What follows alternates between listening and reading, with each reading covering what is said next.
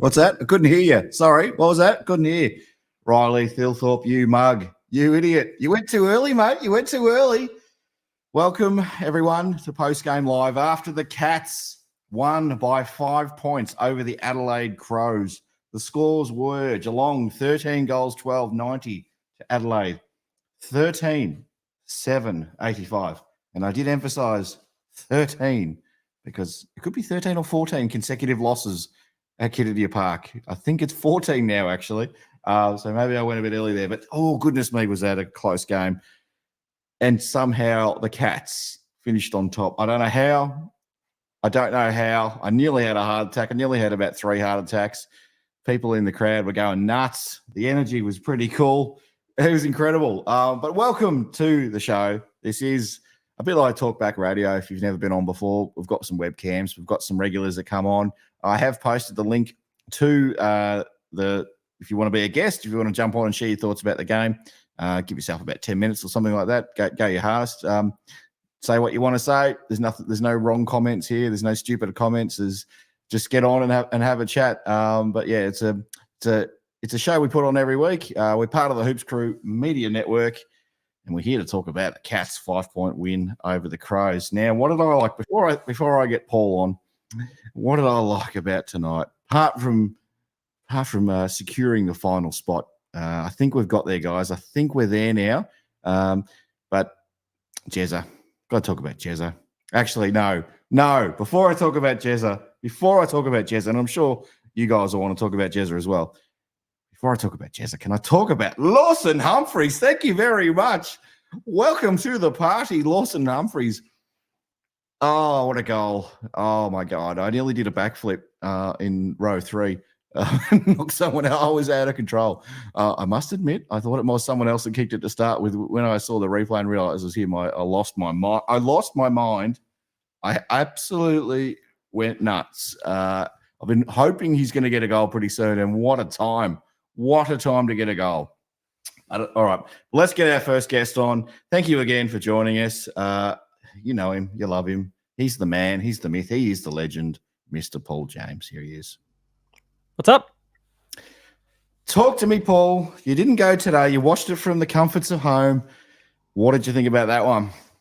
Importantly for everyone tuning in is Sydney's finally kicked its first goal. They're now only trailing by 64 points against the Swans. Against the Power. So stay tuned for more updates there. But yeah, I mean, look, good win. I'd been saying a little bit during the week, and I feel like it could be some dodgy memory on my part. I feel like I heard it kind of mentioned throughout the chat a little bit last week as well. Despite obviously their lowly ladder position, the Crows have been within 1 or 2 goals of most teams. I know that obviously the Hawthorn game last week was a bit of a blowout, but they've challenged a lot of the top teams throughout the course of the season, despite the fact that they are currently sitting, I need to scroll, that's how far down the ladder they are, 15th on the ladder. With a percentage of 99.8, like they're not getting blown out. They have been really competitive all season. And so I felt like we had to expect a tight one. We got a tight one.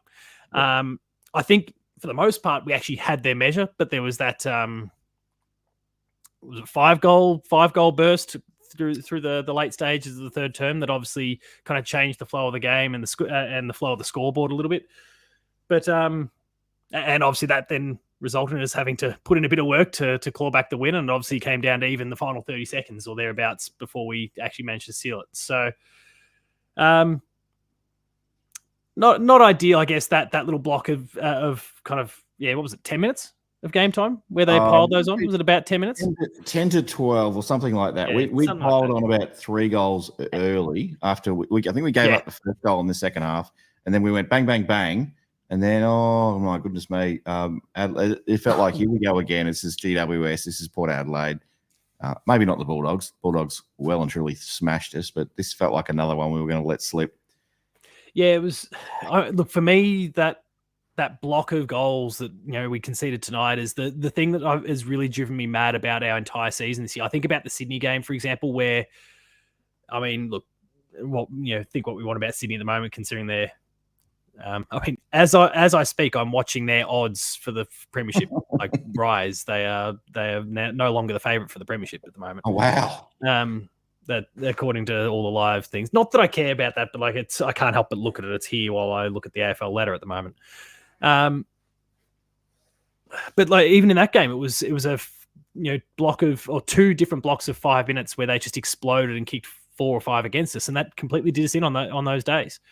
And we've seen it occur a few times over the course of the year. It's been the inability to kind of arrest those little blocks of momentum or to get those key clearances. And that kind of happened today. Now, as we kind of touched on when we were getting an opportunity to chat before the show kicked off, we were also a little bit unlucky during that block of 5 goals. We had a Jeremy Cameron mark / free kick that wasn't paid.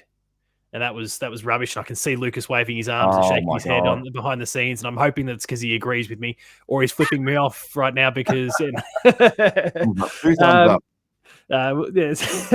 And then, of course, we had... And admittedly, this was just luck of the draw, but we obviously had Ollie Dempsey's shot on goal that scraped, I don't know, 1 layer of paint off the post. There was a bit of bad luck amongst that, you go from 5 goals to nothing to suddenly 5 goals against 2, considering the lead we had. You go, okay, it's less of a panic here, and potentially also some of those subsequent goals don't happen because for all their strides to kick a goal, we get one straight back. It's that kind of, we potentially had those opportunities to curb the momentum. It just didn't work out. Lucas, don't throw your PS5 controller. I saw that. Full sense in your hands. Throw an Xbox controller. They're no good. So yeah, it's, I think overall I'm pretty happy. There's certainly, again, areas for improvement. And I think the club will echo that. I'm sure everyone who jumps in tonight will have little things that, various things that they've spotted as well. But, I'd imagine most of the sentiments will be focused on the same few things. There's not a lot now that's off the pace. And if they can kind of fix those couple little areas, I think we'll be all right. And yeah, I know people will want to focus on, you barely scraped over the line over a 15th place team, but honestly, the Crows are a 15th place team. As we know, and a lot of people in the AFL world, not just Geelong supporters, will say this year, and I feel like we say this a lot, but this year more than ever, it does feel like one of those years where you're the best team can lose to the 15th best team on the ladder. And there's maybe 3 teams that are just rubbish. I still don't know to this day how Richmond beat Sydney, but maybe looking at tonight's game against Port Adelaide, maybe that's pretty obvious. But no, that's probably the outlier for me this year. Every other team in the top 15 of the comp seems to be competitive. It's just who can be competitive for longer, more consistently for weeks on end. Right time, just like every single team. Every single team this year has had a bad month of footy. There's Brisbane, they're flying at the moment, but we know how they started. Collingwood started terribly as well, but they didn't lose a game for about 10 weeks. They were absolutely flying, and I don't know what's happened to them. But yeah, now at Geelong, clearly now we won 7 on the trot, and then we didn't know how to play football for about 7 weeks after that. So it happens to everyone. I'm loving it. I am loving this last month of footy, people. Strap in. It's going to be fantastic. Yeah, it must be nice being a supporter of one of those teams that is not going to make the finals, like Richmond, North Melbourne, West Coast, and Essendon, who we're not playing finals. We can just sit back and watch this as we throw a blanket over 13 other teams and wonder which one of them could potentially win the flag. It's certainly a really fascinating one, I think, for anyone who doesn't have a direct investment in one of those teams, which is awesome. Awesome in a lot of ways. But it's a tricky one because you want to get carried away. You want to start to dream, but then that there's a lot of other clubs who have and supporter bases who have every right to be dreaming the same things that you are, and feeling totally justified in considering the possibility that they're going to get a premiership as well. So how lucky are we? We look, it's not guaranteed yet, but it's all signs are saying we're playing finals again. Another year of finals. We've got the 13. I think that. I guess I say that we've got the 13. You'd think most seasons that gets it done, but right now there's a team in 8th that's got one fewer wins, and they're still got a game to play. Like it's Collingwood's beating Carlton as we speak as well. Collingwood's beating Carlton. The Hawks still have to play, and if they get the job done against the Giants, that changes things. I don't think they will, but who knows at this point. I think I saw John potentially tweet something out about here's a series of events that all need to occur that would lead to Geelong being second at the end of the round. And while he didn't, I don't think the bingo card said Port was going to lead by 77 points going into halftime.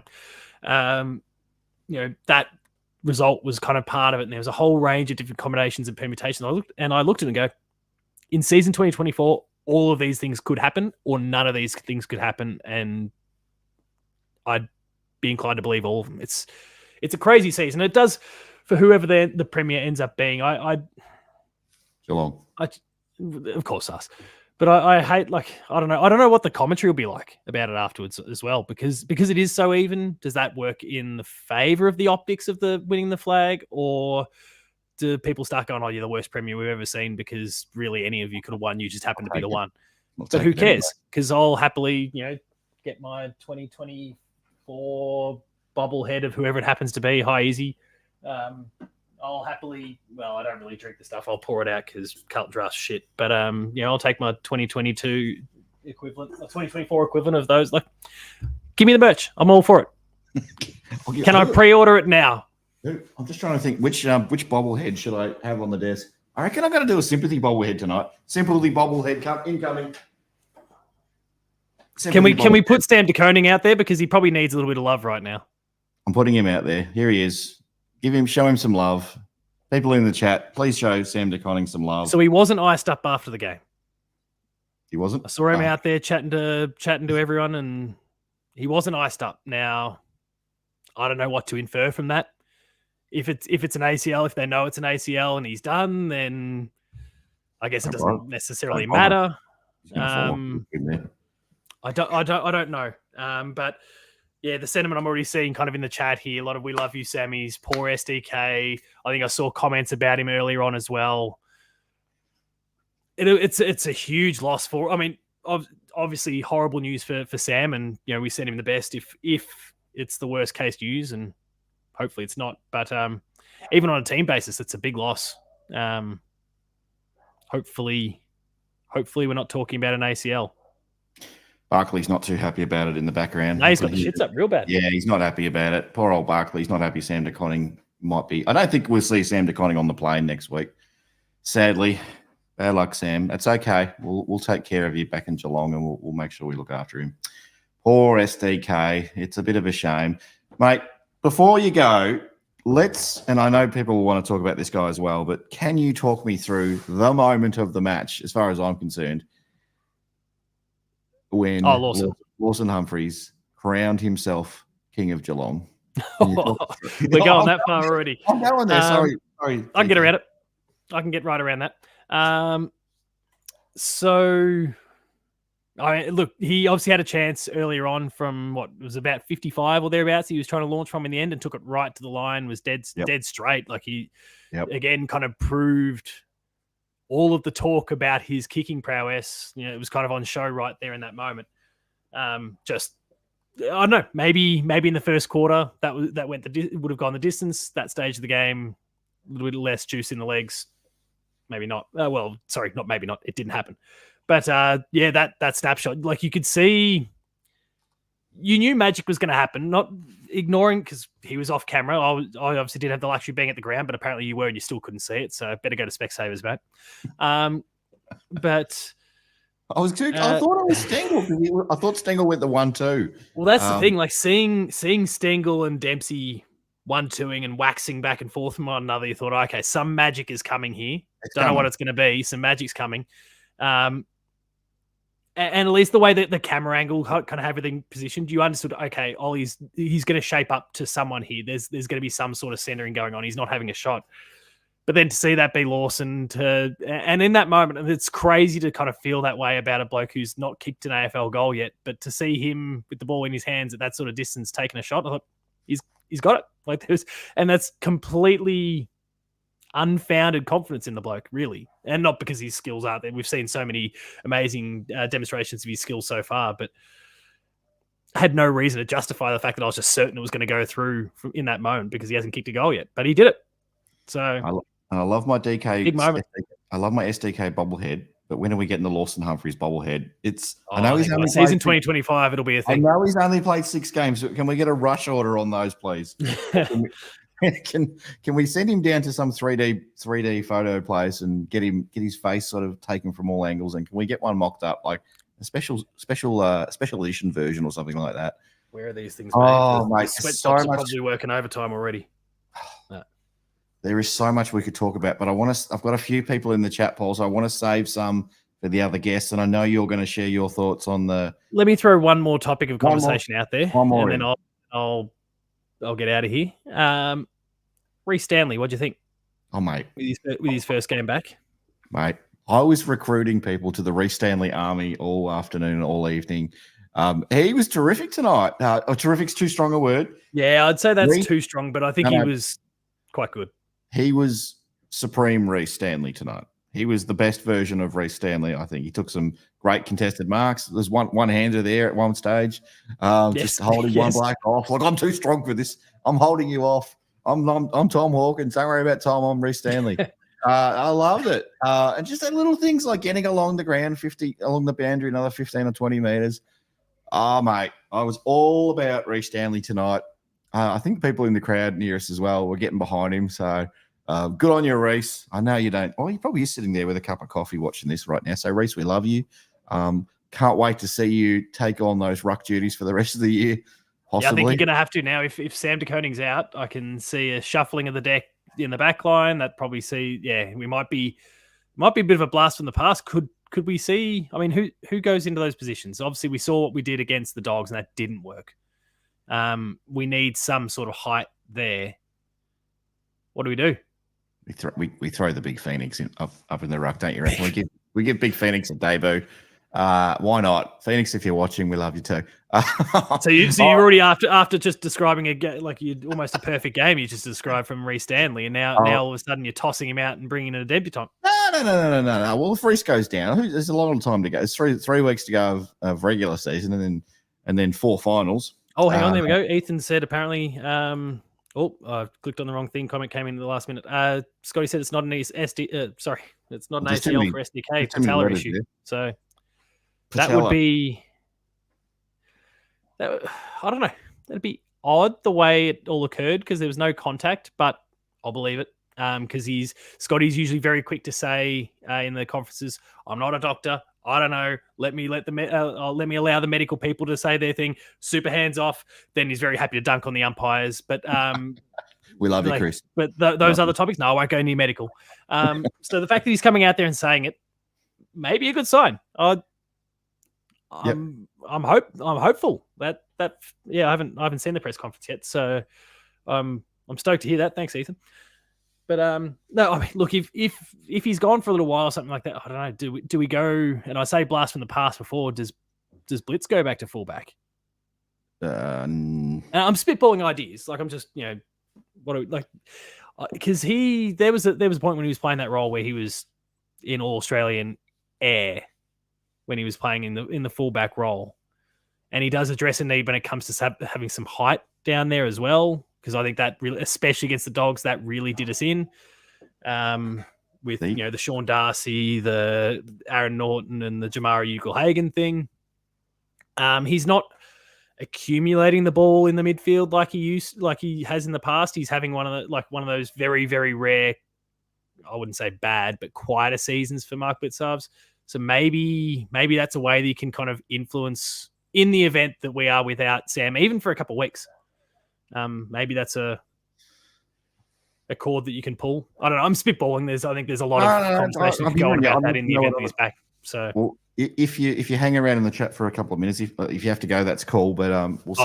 I'll just tune in from my phone. So don't worry. I'm contrary to popular opinion last week. I don't bounce out of here and then go off and get some sleep. I just sit and play video games and then listen in from my phone. No, so. It's not true. That's not true. You've got your lies. You've got your cat's pajamas all laid out for you in front of the heater. You slide into them. Mate, hang on. I haven't had a heater for 3 weeks. My split systems are dead. I don't get them replaced till Friday. You slide into those pajamas and you hop under your doona, which has got a cat's quilt on it as well. And you just lay in bed with your headphones on and listening to this. And we love you for that, Paul. And we love the imagery of that as well. So savor it, everyone. All right. So We're talking not about an dreams ACL. before. Not an ACL for STK. That's good news. That is wonderful news. All right, mate. I'm going to let you go. I got a big queue of people to get on. So I'll get And we've got a 3-hour show ahead, everyone. Well, goodness me, am I ever going to get to bed tonight? If we want to go for 3 hours, we'll go for 3 hours. I don't think we will, but if Ethan has his way, he probably go for 3 hours. Americans watching the 40. We love you, Ethan. Hang around, hopefully. I know it's early in the morning over there for you. All right, mate. You have a good night, Paul. Enjoy, everyone. Check out the reaction video tomorrow morning-ish. Yep. Definitely. See you, everyone. All right. Let's click Paul out. Here we go. There he goes. I'm going to just look at some comments here in the chat before we jump onto the next one. Finally, we marked the big players from Sports Fan. Is O'Sullivan fit? Yeah, I think he's okay now. Might have had a week off. Hopefully he'll be fine. We've got some early votes. Sports Fan. Sorry, I'm showing a bit of love to Sports Fan tonight. You're everywhere in the chat. Keep it coming, Sports Fan. Stuart, 3. Cameron, 6 goals. Not good enough for the 3 votes. It's fair. And 1 for Humphreys up the Catters. Look at that. You're getting some love there, Paul. Amy says, bye, Paul. So you're very popular, Paul. They love you. They love your reaction shows. I can't even get rid of him. I try to get rid of him. He's like Dickie Knee. He just keeps popping up every now and then. All right. Let's get Kiri on. Good man. From Adelaide, actually. So he'll be interested to see how his friends and family have taken this one or how they're going to react in the next couple of days. Here he is. Welcome back. G'day, Ben. How are we, mate? Mate, I am up and about. Another Cats win at home. I'm going to put SDK to the side just for the time being because I don't want to bring the show down. I don't want to bring the energy of the show down. I'll keep him just there. Oh, hang on, I'll keep him on screen a little bit. But we'll keep him in our hearts, Kiri. Absolutely. Talk me through this one, mate. Oh, well, firstly, it just doesn't get better than that beating the Crows as a SA-based Cat supporter. Gee whiz. Never in doubt. And you know what? Full credit to the Adelaide Crows. They brought in the heat. Listening to the media throughout the week, they were just getting absolutely flogged, because they were pumped by Hawthorn by like 80 points last week. I knew they were going to put up an effort, and kudos to them. That third quarter, I thought we were gone. I thought we were absolutely gone. I thought they were going to run away with that game. Rolly Thilthorpe, which I talked about the other week. Yeah. How does it go? He was marking Wayne Carey at times. Well, you know what I did? Yeah, no, he's good though. He was good. Oh, yeah. But you might want to just dial it back, young man. Just dial it back just a little bit. Yeah, but like Tex was a bit quiet at times, but they've got a next key forward in Rolly Thilthorpe, and he's going to be a threat in like years to come. But yeah, but Geelong wise, they found a way. It was great to see. Lawson Humphreys, I know he's going to get talked about a lot. I went absolute batshit crazy when he kicked that goal. Like I wanted to run down the street. Like that's how awesome it was. Like he's the mayor of Geelong now. But no, we're starting a monarchy. Don't worry about this mayor stuff. He's the king. He's now the king of Geelong. I don't know about that. He should be Australia's first president, I reckon. First president of Geelong. Start campaigning. I am going to raise money. If you want to donate, I'll pass it on to him. Lawson Humphreys, king, mayor, and president, all wrapped into one. Yeah, all in one. He's an all-rounder, mate. But and let's just heap some pressure on him and say he's a future captain as well. Every time I do that, I get Twitter up and about. Every time I say, potential future captain, everyone just jumps up and down and go, let that kid play. Just let him go. I'm just kidding. Surely that's Guy Clark's role. No, can't even. I didn't say that on draft night. Maybe. No. We'll see. We've got plenty of time. For that. How good was it? Finally, and didn't the boys get around him after he kicked that goal? It was just great. It was just great to see. Like, really enjoyed it. And Jeremy Cameron, if this was a game to play, it would certainly be this one. He was due to kick a bag. The 6 goals, it was just absolutely electric. Tom Stewart around the ground again, very, very good. And a shout out to Tanner Bruin as well. His second game back, I thought he was very good in the midfield as well. Definitely missed his contested work for the last few weeks, and he's starting to become one of our prime midfielders as well. I reckon Adelaide fans would have been pulling their hair out at the umpires because Tanner Bruin got about 4 free kicks in about 5 minutes, including a goal from one where he kind of lowered his shoulder a bit. And I thought, oh, well played, but yeah, I wouldn't have liked that if I was an Adelaide fan. And then he got another 3 free kicks. I think one might have been holding the ball, but I love that.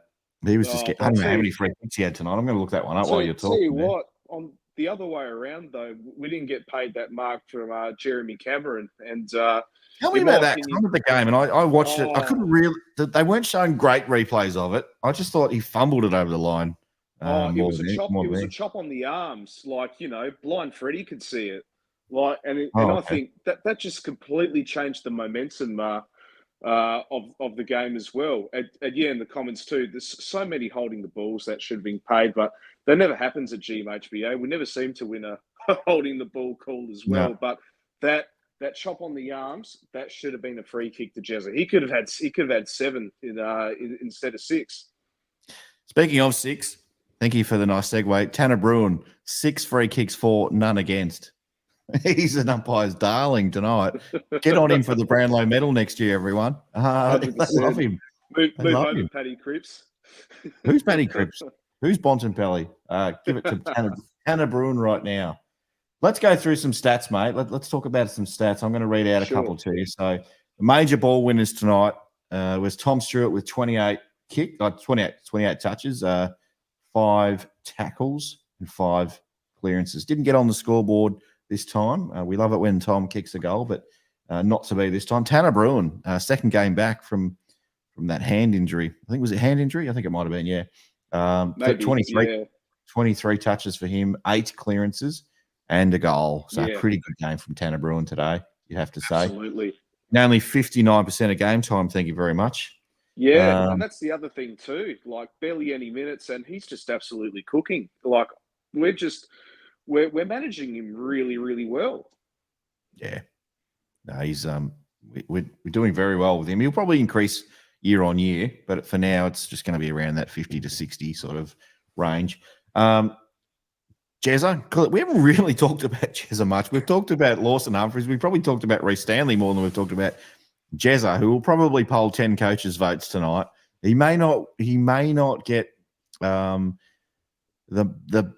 he may not win Roll of Honour on the Hoops Twitter account, which we'll post just before we all put our heads on the pillow to go to bed tonight. And I'll let that run for about 18 hours or something like that. I reckon there'll be some love for Lawson Humphries. I don't know. I'll be honest. I'm going to vote for him as well. I'll be honest too. So I'll be voting for Lawson. We love him. We love Lawson Humphries, and get the bobblehead. Let's get hashtag Lawson Humphries. Lawson Humphries bobblehead. Tyson Stengel was good. Bit of a tough week for Tice, as we know. If you haven't been watching the news, it was a bit of an incident, a health incident at a nightclub. He's okay, but it was a bit of a worry there at one point. Club clearly said, Tice, you might just want to make some better decisions. But I think the club handled it reasonably well. I'm assuming opposition supporters will not agree with me on that one. That's fine. Especially Crow supporters here, they were getting absolutely filthy over it as well. It's just not having it. Especially Essendon supporters as well. Like if you're watching, just shut up, man. Seriously, Go. I don't think Essendon supporters can talk, but anyway. Exactly. Essendon Football Club's got enough of their own issues at the moment. We love you all. If you're watching, thank you for watching. But we give shit to everyone on the show. We probably give our own players more shit than anyone else, to be fair. Even when we have a 50-point win, we're still fine. Lucas is next. You wait. I'll cue him up next. He's ready to go.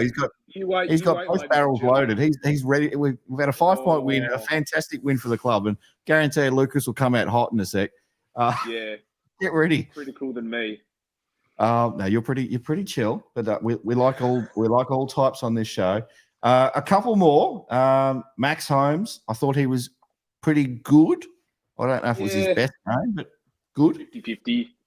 50-50, yeah. I wouldn't say he had a bad game. I wasn't super pleased with Tom Atkins, but in the last quarter, he really just threw everything at it. I thought except for a he moment. absolutely lifted in the final quarter, and just absolutely influential when we needed to bring the pressure.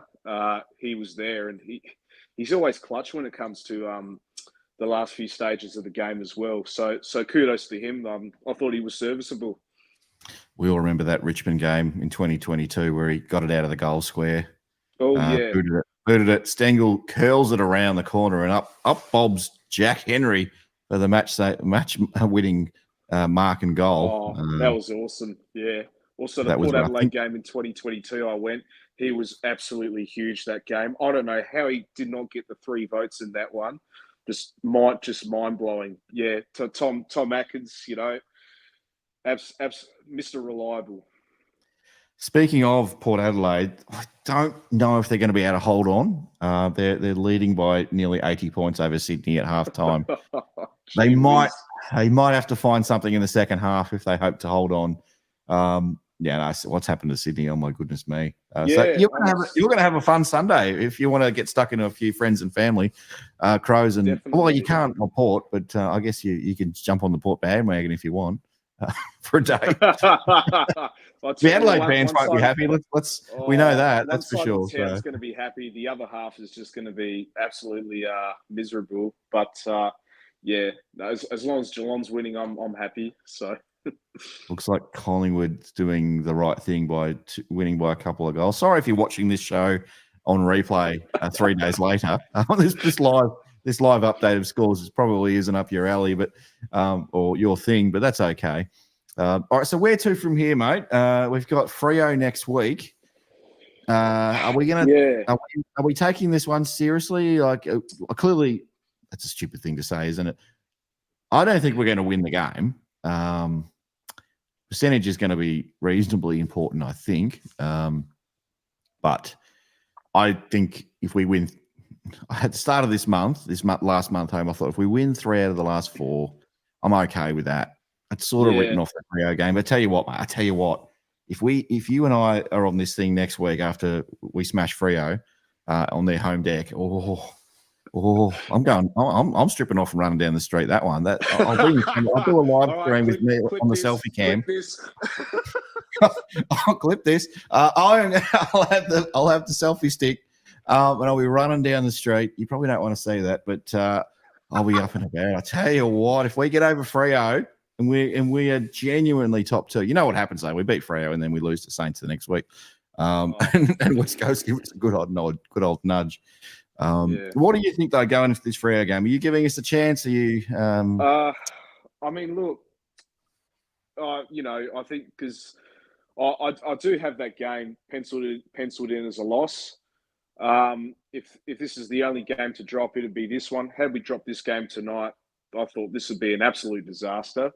But our best footy, we could beat anybody anywhere. I'm quite confident. I think we have what it takes to beat Fremantle, especially in a hostile crowd at Optus Stadium. But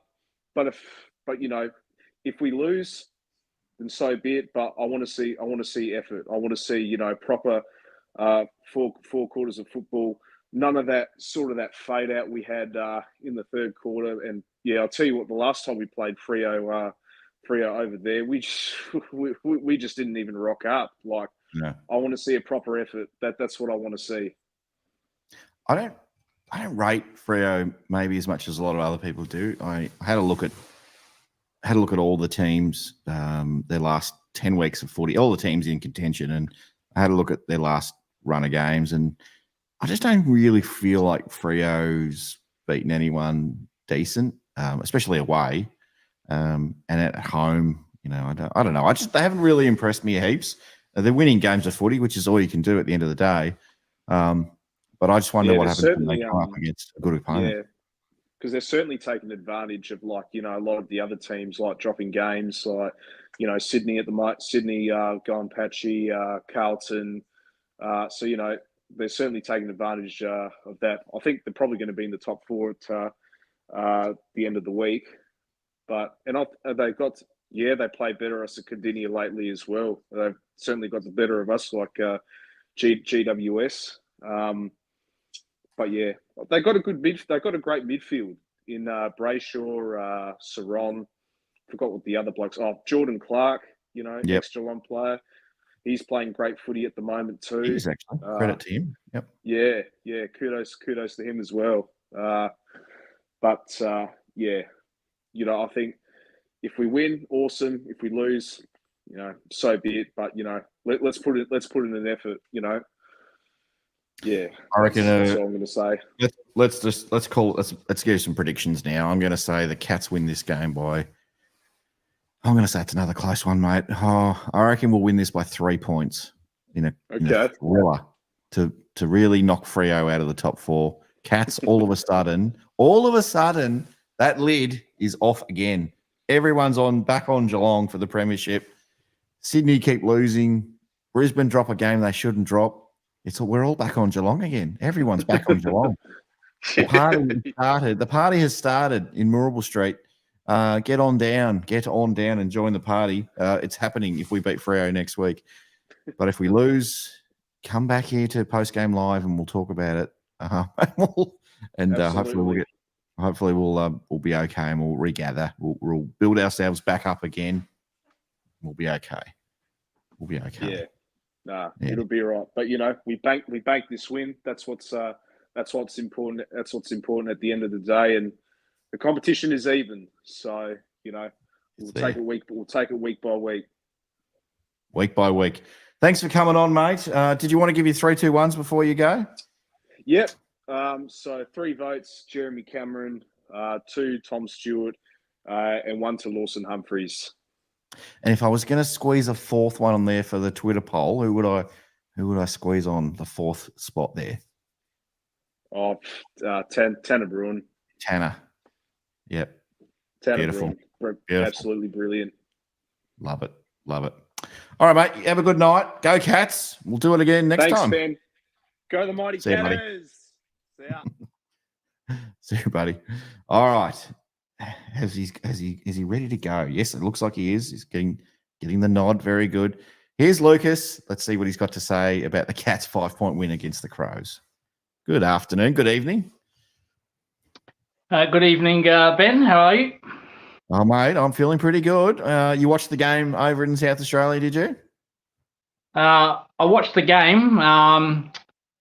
Usually I watch it with my mum. She's not a Geelong supporter, but this week I was actually watching it in my room because she's a 25-year Crows member. And it got we got banished to the Shadow Realm. Yu-Gi-Oh reference. So there was a lot of screaming and yelling because we're both passionate.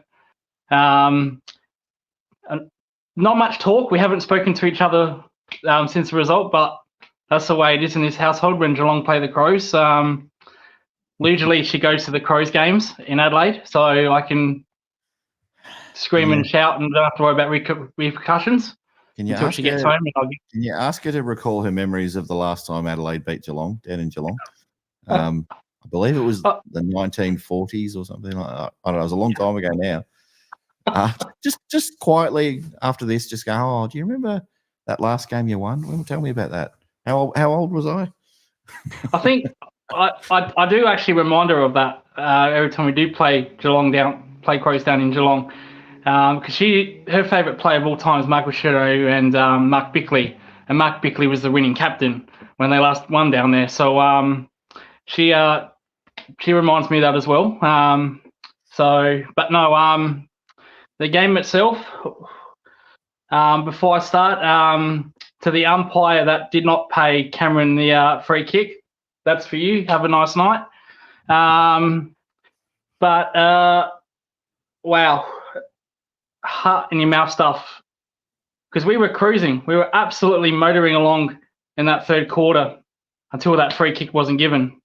And as Kyrie said, just killed complete momentum and they dominated us. But I said to you last week, I'm not going to try to be overly negative the next week. So I'm not going to be that negative this week. Yep.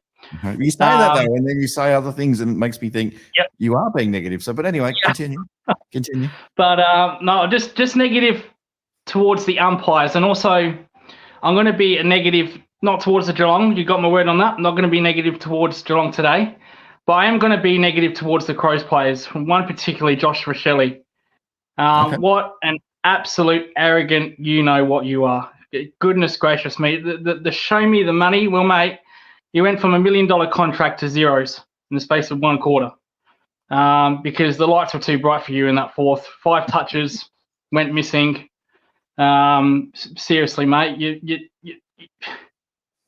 if you want to do that, go join the A-League. Go join the Adelaide Reds and try to kick goals for the Adelaide Reds.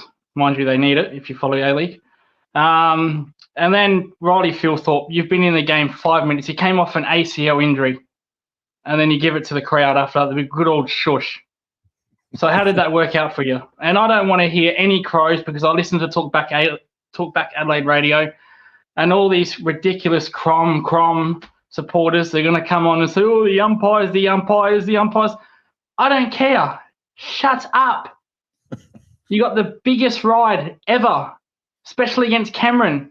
I wish if Cameron got the free kicks Curnow got, he'd kick 100 goals a year. But he did. Like Hawkins too. Yeah. Hawkins got a free kick. I don't want to hear anything from the Adelaide Crows, and I'd like an apology from Josh Rochelle and Riley Phillip for being absolute dickheads in their celebration, revving up the crowd. Probably not going to get either or, but Josh or Riley, if you're watching tonight, if you're sitting there on the bus on the way back to the airport, nursing your sore knees or whatever, and you want to just join in, there is a link at the top of the chat on YouTube. So click the link. Come on, look down the barrel of the camera and look at Lucas and say, "I'm so sorry.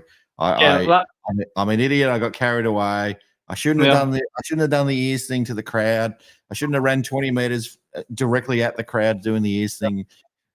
Oh, he's not letting me get that one. Next time he comes to Geelong, I'm going to tell him all about that one. Don't worry about that. We'll let him know. But just and then that fourth quarter, oh my goodness gracious me, I just couldn't believe what I was seeing. And when the Crows players like Rochelle, Philthorpe mocked the crowd, I thought, come on, surely you can see that. Surely you can respond to that. This is our home ground and we're getting embarrassed. Hopefully you can respond, and they responded. Got the win at the end. The last 20 seconds was very nervous, extremely nervous. But luckily we got the clearance. Tom Stewart, average game for him. People are going to have him in the votes. I promise you. Save your votes to the end, but I reckon people will have him in their votes. I reckon I'll be outraged if I don't put him in the poll. I'm telling you. Yeah, I'm being a little bit sarcastic with that one, but I'm going to make a big call here. I would like to see him full-time in the midfield. Full-time. Now that we've found a defender in Lawson Humphreys, who, let me tell you this, he laid down the law when he kicked that goal. The Adelaide Crows fought the law and the law won. So I'm not going to sing that song. You're right, Strike. Don't sing it too exactly. on note. Yeah, we won't sing that. I won't sing that song, and no one wants to hear me sing. Trust me. But wow, what an unbelievable goal! And we found one of those defenders, haven't we? And I'd love to see Stewart in that midfield full time. Next week against Fremantle, I'd love to see him in there full time. Can he play? Can he play a tall defender? We might need one. Can he do it? Yeah, but he's got the engine and he's got the speed. But he's a tall guy, but he's got tremendous amount of acceleration and agility for a big man. And every time he goes in the middle, he does something. He wins a clearance every time. But he was unreal today. And there were times where we were dominating the clearances, and I was saying, just get back. You've done your job. We're on top of the clearances. Get back. Go back to your normal position. But he was absolutely outstanding. Cameron, sometimes you're like this with Cameron. You just your hands in your head. You're just going, oh, what are you doing? Snapping from 15 meters out. And that second goal when Crows didn't even have anyone on the line. I don't know if he shanked it. He probably did, but if he meant that, he's an enigma, Cameron. He's a mystery, you don't know and an enigma. Yeah, you don't know what you're going to get from him. Jack Henry played on Philthorpe a lot tonight. I thought he was good. Yeah, I thought he was very good. I think that's probably one of his better games of his career. Save the Jack Henry talk for Ethan, because Ethan jumps. He's on and off with Jack Henry. I want to see what he says about that one. But I want to ask you about two players before I wrap you up and get your votes. I want to know about Sean Manor, because I thought he played really well today, and big baby Guthrie, Zach Guthrie. Probably more the first half, Zach Guthrie. Just a couple of big hits he gave to Tex Walker there. I loved his game early, at least. Tell me about those two. Sean Manor first. Yeah, on Sean Manor, I thought he had a good game. Good inside mid game. Yep. The Crows, they don't win clearances, but they have a lot of big bodies. Berry, Crouch, and I thought he stood up really well to them, particularly. I've made this call previous shows that just because you lose the hit outs doesn't mean you have to get smashed out of the centre. And we lost a lot of hit outs today, and I thought he was just providing that extra body in there, that big body. I thought he was good in the inside. There were a couple of tackles he did miss here and there. I said I wouldn't get negative, but there were a couple. That's all right. But I thought he had a solid game. Baby Guthrie, couple of nervous in the first half. I think as the game went on, he got better. Loved his physicality on Tex. Tex is injured. Has a couple of back complaints. I don't know why the Crows are playing him. They should probably move him on. But I thought he was fantastic on Tex as the game went on. So really pleased with him. I just want to make a point with Shannon Neal. All right, we haven't talked about Shannon. Make a point about it. I'm more in the conversation of Bryn Hawkins back. Okay.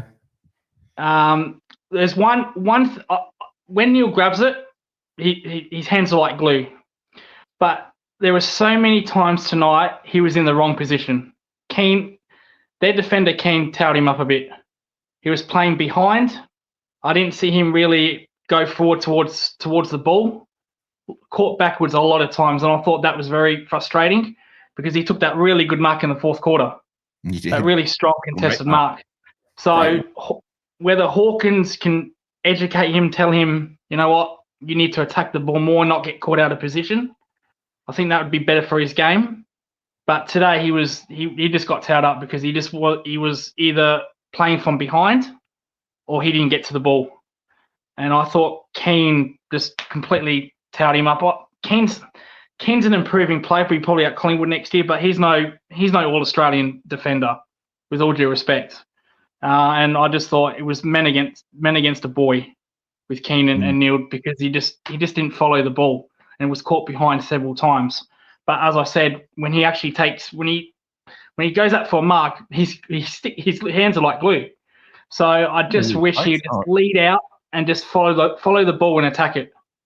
I'm not saying be like Ollie Henry and just go for every mark of the year that comes your way, but just go for it, mate. All right, let's get your 3, 2, 1s because I've got a couple of guests to get on. Yep. So let's hear. I'll give you a 3, 2, 1 and then a +1 for the roll of honour if you want to suggest another name. Suggest another name? No, I'm happy where it is. One vote I'm going to give to the Sten gun, Tyson Stengels. I thought he was fantastic tonight. If anyone sees me on Twitter calling him Sten gun, that's what I call him because he is a gun. So two votes. I'm not going to give him 3 because I've gave him 3 enough. Tom Stewart. Just keep going, mate. Just move in. Ask your coach to move into the forward line, also the midfield. And the 3 votes, the Law, Lawson Humphreys. I'm going to call him the Law from now on. All right, everyone in the chat, you may have noticed the name Jeremy Cameron didn't get mentioned in those 3-2-1s there. So come at him if you feel it's necessary. Come at Lucas and let him know your thoughts. He'd be the +1, but you've already got him. But he looks like he can kick 10 one game, then 0 the next, Cameron. So he had a very good game, but I just want to put the goal kicker in there. Sten Gunn, was very good the week he had, and Tom Stewart being Tom Stewart. But if anyone has a problem with that, Tom Stewart out, Cameron in. There you go. But anyway, Ben, thank you for having me, and really do appreciate it again. Love having you on, mate. Enjoy the rest of your night. Enjoy the replay tomorrow if you can catch it somehow. I know I'll watch it at least once. It's been. I love it when the Cats have a win and you wake up on Sunday morning. It's awesome. Now I'm going to get Bianca on quickly here because I know it's nearly bedtime and she may have a game tomorrow. I'm not sure. Have you got a game? Nod. No game tomorrow. All right. Well, I've got 2 others in the chat as well to get through. But here's Bianca and Brendan. The Cats had another win. Tell us all about it, Bianca. Tell us all about it. Yeah, fantastic. What did you like? Well, it came down to the wire. I didn't expect this type of Adelaide side to come out. But in the last quarter and the last few minutes of the third quarter, they were really controlling the game, and me and Dad were getting really nervous. Uh-huh. How was Dad? Was Dad getting grumpy at the umpire when that Jeremy Cameron mark didn't get paid? I've got no voice. There's no voice left. I can't talk. Chop. You talk. I can't. We've just got home, so I wasn't expecting that. Wow. We started pretty well in the opening. 15-0. In the opening minutes, I thought, we're going to dominate here, and then it just fell apart. Like just a little block there where it just fell apart, and I can't believe it. That was I'm speechless. All right, Bianca, what have you written on your notes there? What thoughts have you got about some players or the way we played, or what did you like? I think Tom Atkins had a solid performance. Yes, he did. And do you want to know my 1, 2, 3? Yes, please. Yes, please. I love a 1, 2, 3 or a 3, 2, 1, whichever way you want to do it. So my 1 went to Tanner Bruin. And then my 2 went to Tom Stewart. And then my 3 went to Jezza. Jezza. Very nice. I like that you gave 1 vote to Tanner Bruin. I like that. I think the umpires will probably give him a Brownlow vote too. They loved him tonight. They loved him. Yeah. Do you want to tell yours? I don't know. Did you go to the game tonight? Yes, I did. I did go to the game. I usually sit on the wing near the opposition bench. That's the side I'm normally in. So if you're out that way, I know you're normally in the other pocket on the other set of goal. Yeah, the side. I was gonna say I haven't heard it that loud in the last quarter for a while. No, it got loud. It was pretty quiet for the rest of it. Bianca, there's a question in the chat about do you like the music at the games and do you get up and cheer? I noticed that I was saying to my wife tonight that it feels like we're at a nightclub, which some players probably like. Just joking. Just joking. I'm just having a laugh. We're just but no, you like the music, Bianca. That joke did come up quite a bit tonight, actually. I heard it a bit. It's all right. You went over your head though. Sorry. Do you like it when they play songs between after goals and things like that? Yes. Which one's your favourite? Zombie Nation. Oh, you like that one? Yeah. Nation. I What like about the Shannon Neal's music? You like the tequila? No. Everybody sang the song. Yeah. Hang on. Someone knows. Someone in the chat said you were right next to them. Sports fan says you're very famous. You're more famous than anyone else on the Hoops crew. 100%. So we're going to change the name of this channel. We'll change the Bianca post-game Bianca. That's what we'll have to call it. What's right next to us? I'm not sure. Sports fan. I don't know what your sport. They go by a different name. They must have a. I'm sure that's not their legal name. But next time you're at the game, introduce yourself to Brendan and Bianca. Yeah, come say hello. Come say hi. As long as we're not that grouchy and friggin' yelling like we have. What else you got there? What else you got for us, Bianca? You want to say your threes? I'll say it in a minute. But yeah, we almost lost it with that the free kick that wasn't paid to Jezza. Oh my god. Yeah. That was when we really almost lost it. It should have been a mark.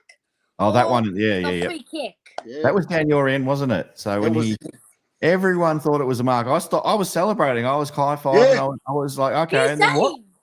What? Oh, hang on. What? And then there was I didn't see this one, but I thought Ollie Dempsey took a mark at one point, but maybe he dropped it. I'll have to watch the replay.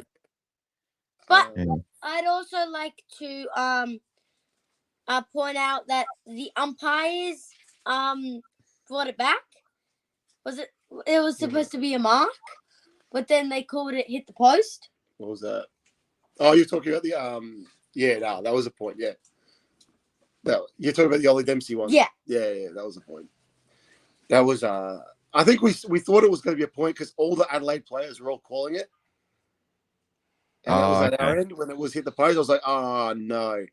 I was like, they're obviously all of them all went up at the same time. I was like, yeah. Let's just wait. And the umpire blows the whistle. I'm like, yeah, here it comes.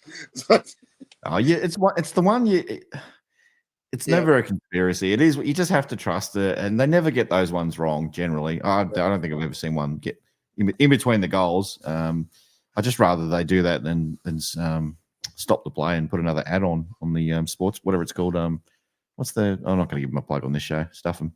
Whoever they put up, it's CyberNet or Hyper Global Mega Net or whatever it is. Okay, so we've got Fremantle next week, Bianca. I'm not confident about this one, but I was saying to a good friend, Kiwi, before, if we win this one, I think I'm going to lose my mind, Bianca. I'm going to be so excited. And normally, I think everybody who watches this show knows I go on a bit of a roller coaster with the Cats sometimes. I'm not very even. I'm not very level, but I think if we beat, you'll see, I'm nearly knocking the microphone over, Bianca, but I think if we win this game, I am going to go bonkers. I'll be lining up at Ticketek for grand final tickets. That's what I'll be doing if we beat Fremantle.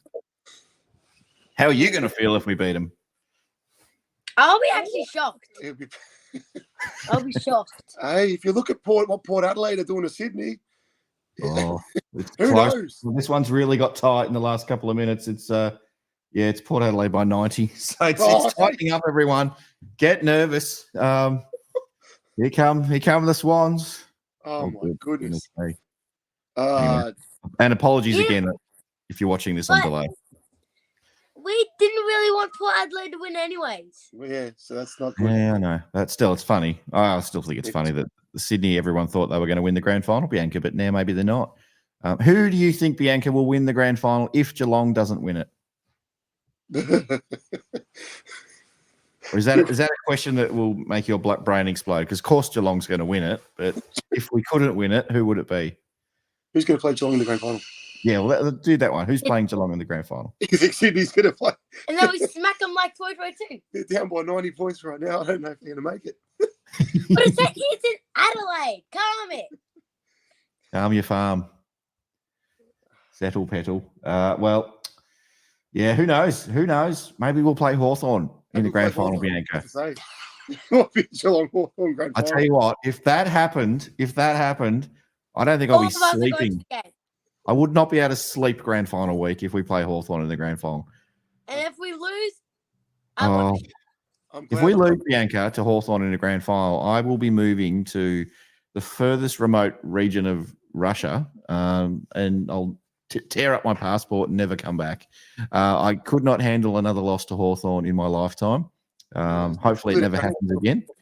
Oh, if it was in the grand final, That'd be it. stuff. Hopefully you weren't. I don't know how old you are, Bianca, but hopefully you weren't alive when we lost to them, and hopefully you never get to see it ever again. So, No. and don't never watch that game on replay, Bianca, because it's not going to 2008. help. My wife was 15. my wife was talking about Cameron Mooney, about how he missed a goal at halftime in that grand final, and he sat right in front of us because we sit right behind the Foxtel or the Channel 7 boundary riders. And I was like, don't say it too loud because he'll hear. I didn't say that to her, but I was thinking, oh, we love you. We love Mooney. Anyway. Yeah. All right, guys, I'll let you go. I've got a couple other guests to get through. Rick and Millie have been waiting for a little while. Hoops, there it is. We've got to get the Hoops, there it is on. But if you haven't listened, a quick shout out for the Hoops. I'll give unaffiliated with us, but Hoops, there it is podcast, and I'll give them a good plug at the end as well. But Bianca, if you haven't checked that one out, they've got a great thing there about their little Cats Bingo. And I love their podcast, so I think you'd really like that one. So maybe check that one out. I think it's right up your alley. So, yeah. All right, guys, enjoy your night. No worries. Take Go care. Cats. Go Go Cats! Cats. Where's my mouse pointer? There we go. See you guys. All right. As I said, Rick and Millie, they've been waiting very patiently here, and I've got Ethan to sort of round out the show in a little bit. But here they are. Hoops. There it is. Welcome, Rick and Millie.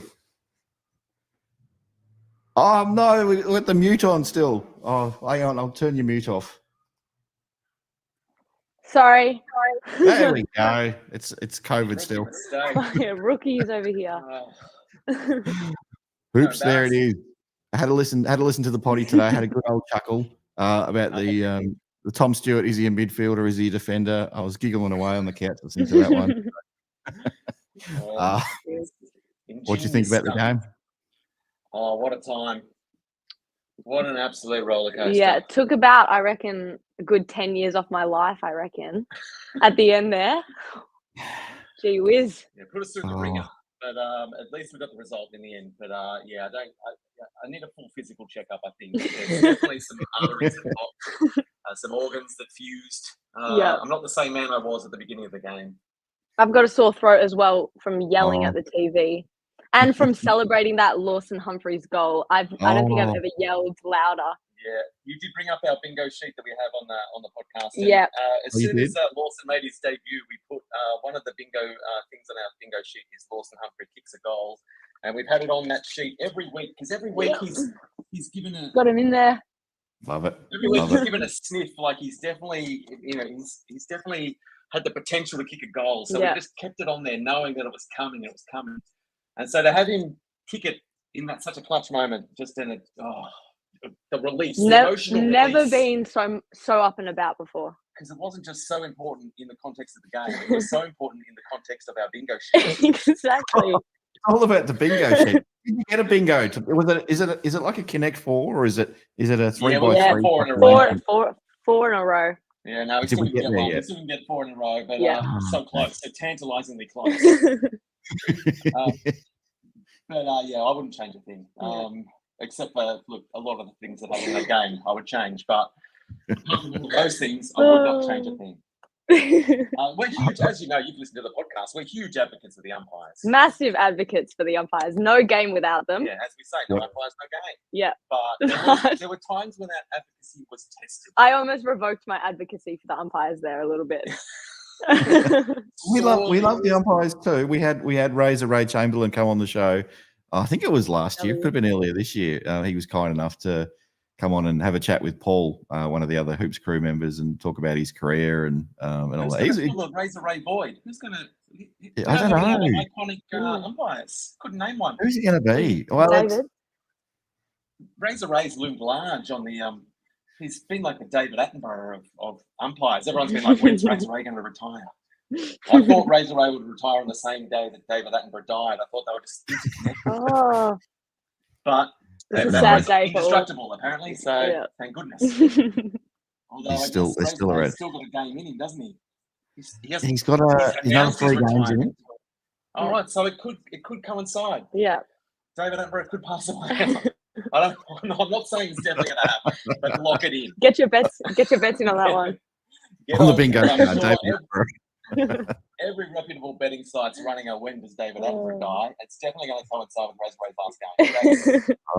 Confirmed. Not negotiable. Confirmed. So has the bingo? Did you say this already? Has the bingo paid off yet?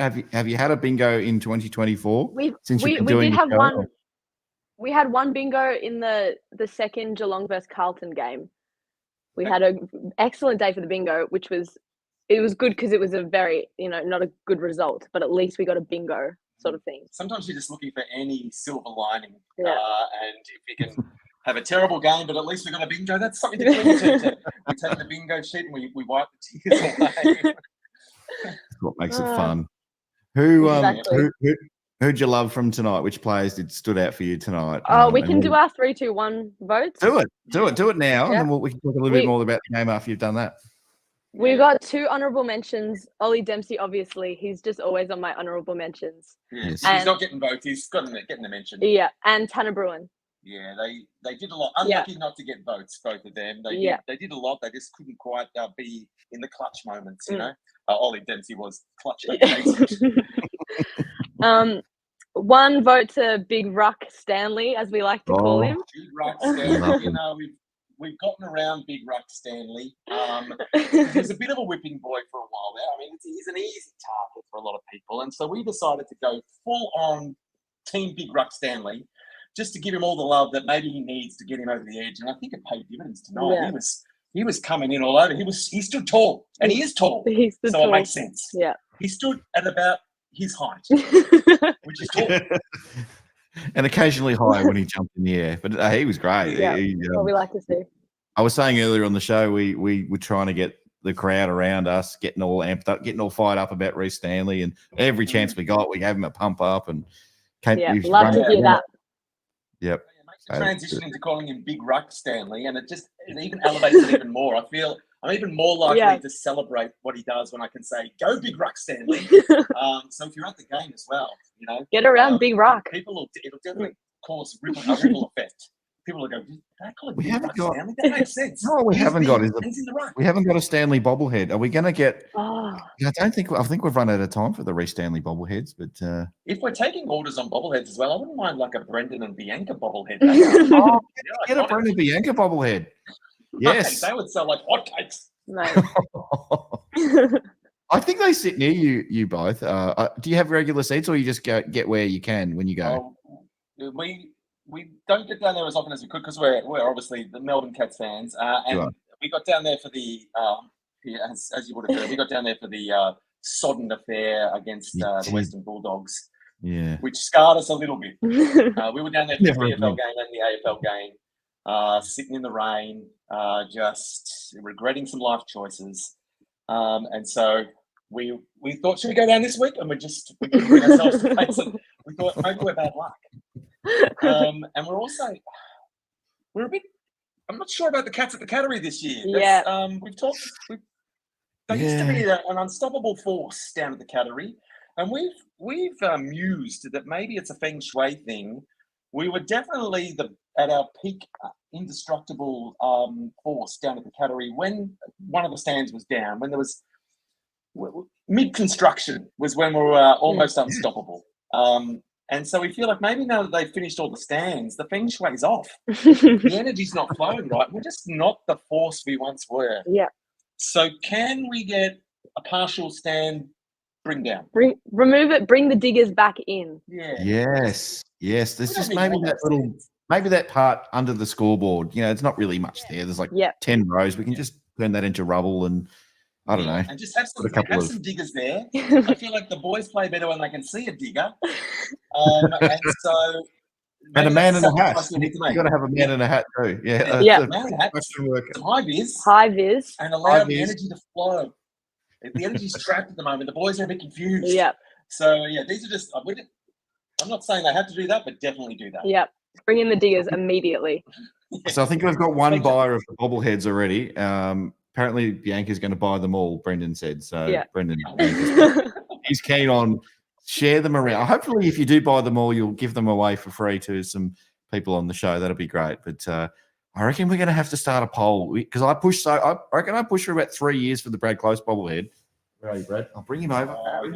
You know how we feel about Brad Close. Love the man Brad to Close bits. bobblehead. Hi, Brad. Say hi. Yes, very good. You can Oh, sit. that's good stuff. Take care of DK for us. Look after him. We did get distracted mid votes though. We only got to our one vote. Who was our two vote? The dart, Jezza. He did kick How good his is goals. Jezza? Unlucky not to get 3 votes, but a lot of his goals, he did seem surprised that he got them. Sometimes he plays with that kind of laconic edge. He's not sure how he kicked that goal or why he kicked that goal. He took a mark that he had no idea it even half mark. I don't know. There was a mark where it was in his arms and he was as surprised as anyone to see that ball in there. That kind of summed up the dart tonight. But it looked like he had lots of fun out there, which I like to see. Yeah, there was a smile on the dart's face, and he Yeah. was doing a bit of revving up the crowd, which we like to see. Yeah.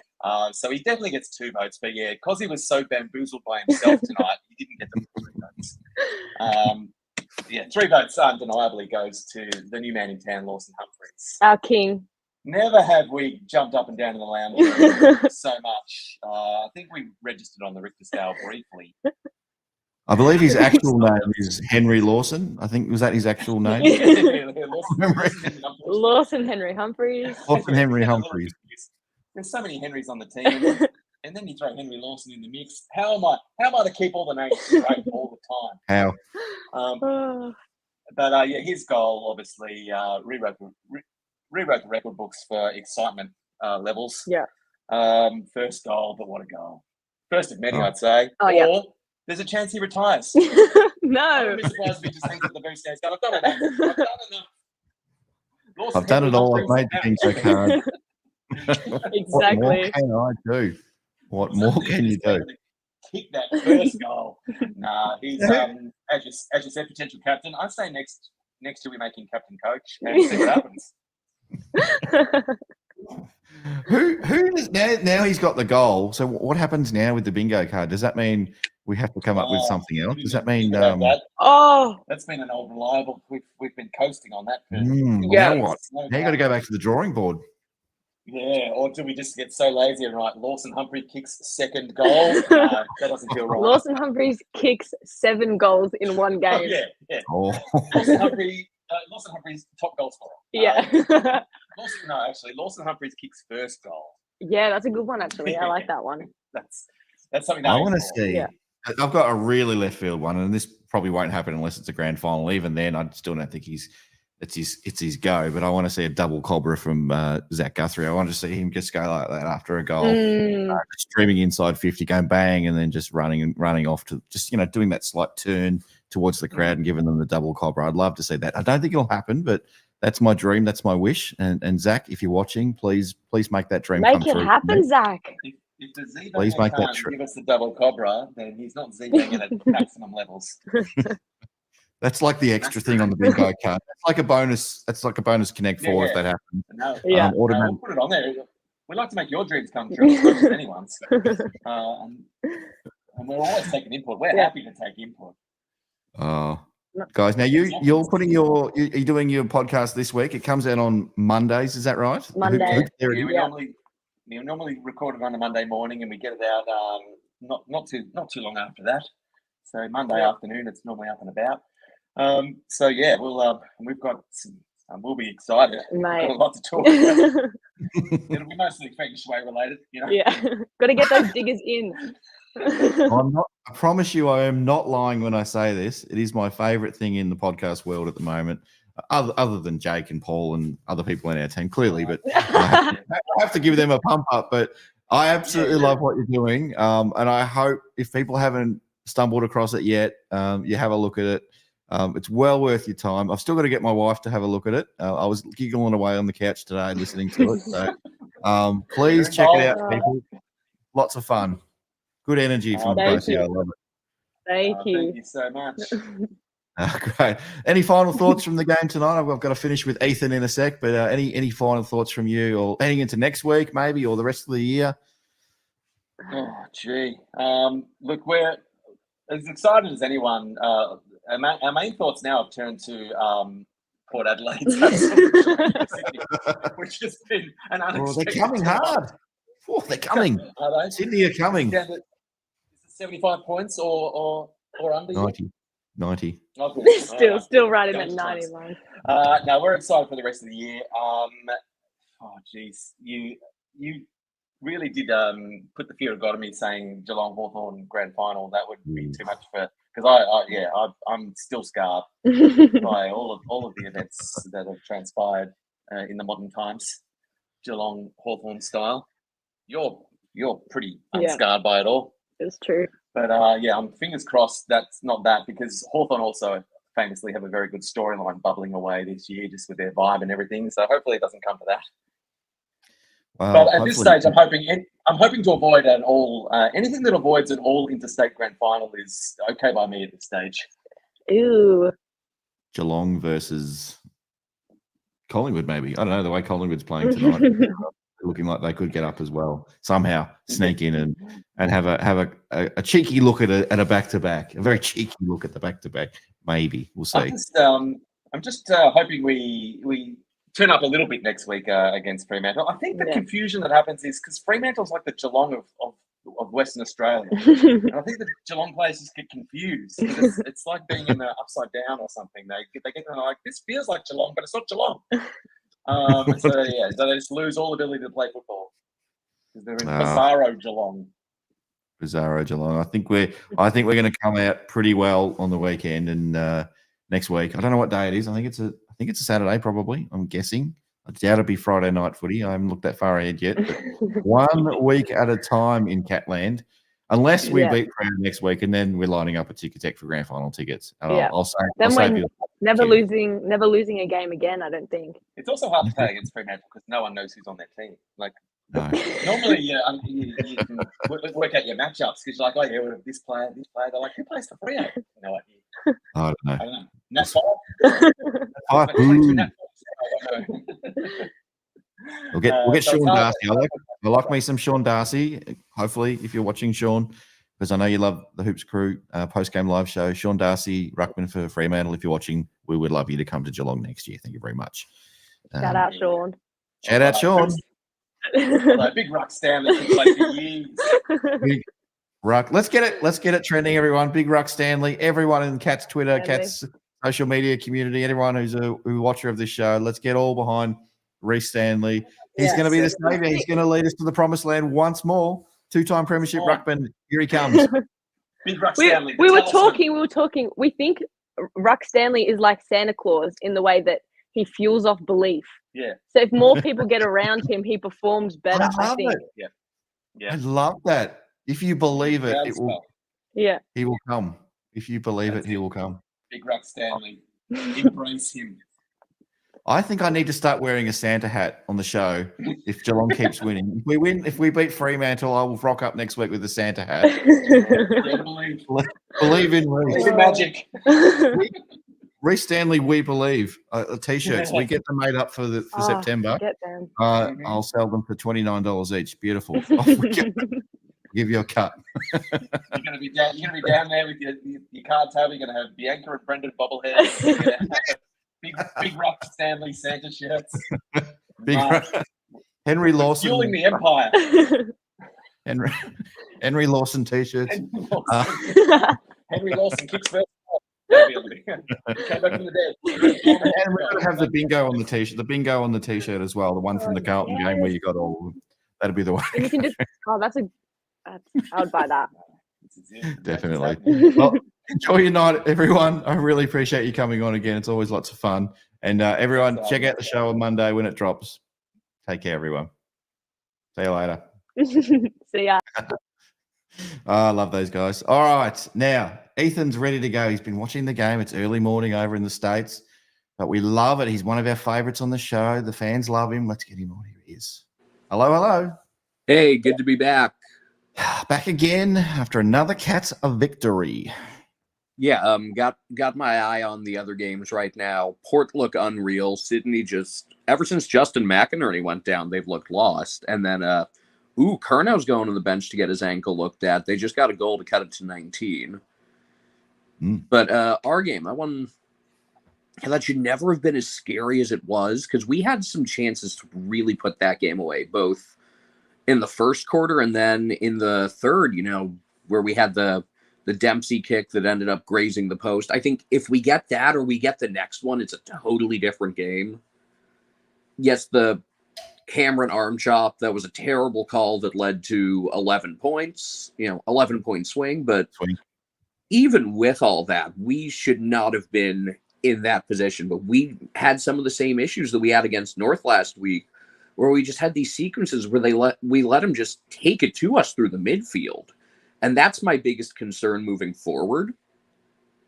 I think that was really where Ben Keys got us, because other than that sequence, I thought it was pretty clear Riley Philthorpe was their best player. He's awesome. I love watching him. Even before he was like the Hulk, he was already just a really prolific goal scorer. I remember he kicked one like over his head to win a game. I think it was against the Saints Cairns a few years ago. Yes.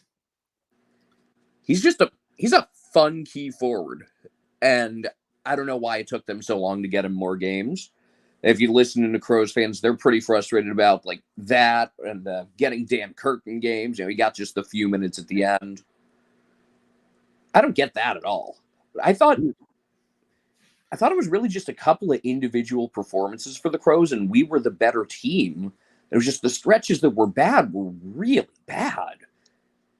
Crows were, and I need to watch the game again because my head is an absolute fog. I was so deliriously happy at the end. It's just a blur to me now, but just my initial thoughts about the Crows were that they used the ball really well when they had it. They marked the ball. They were terrific in the air. They were just fantastic. And they were supremely accurate in front of goal as well. And that was probably what was keeping them in the game. We weren't terrible either, but they had 12 goals, 5 at one point, probably missed a few. We had stretches where we just let them run through us. And it was, most of the goals that we allowed were more on the midfield than on the actual defenders.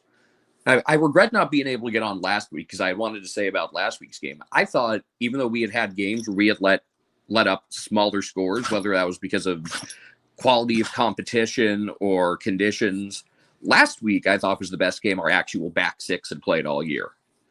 And I thought they were pretty good this week as well. Jack Henry, 2 straight weeks, I think he's been solid. Philthorpe got a lead on him once. Other than that, though, Philthorpe, he got his when he was against guys who just weren't big enough to compete with him, which that's fine. Loved Jed Buse last week. This week, the ball movement and stuff was still nice. Last week, I loved the way he just kind of like adjusted to, realizing when to slow it down and speed it up.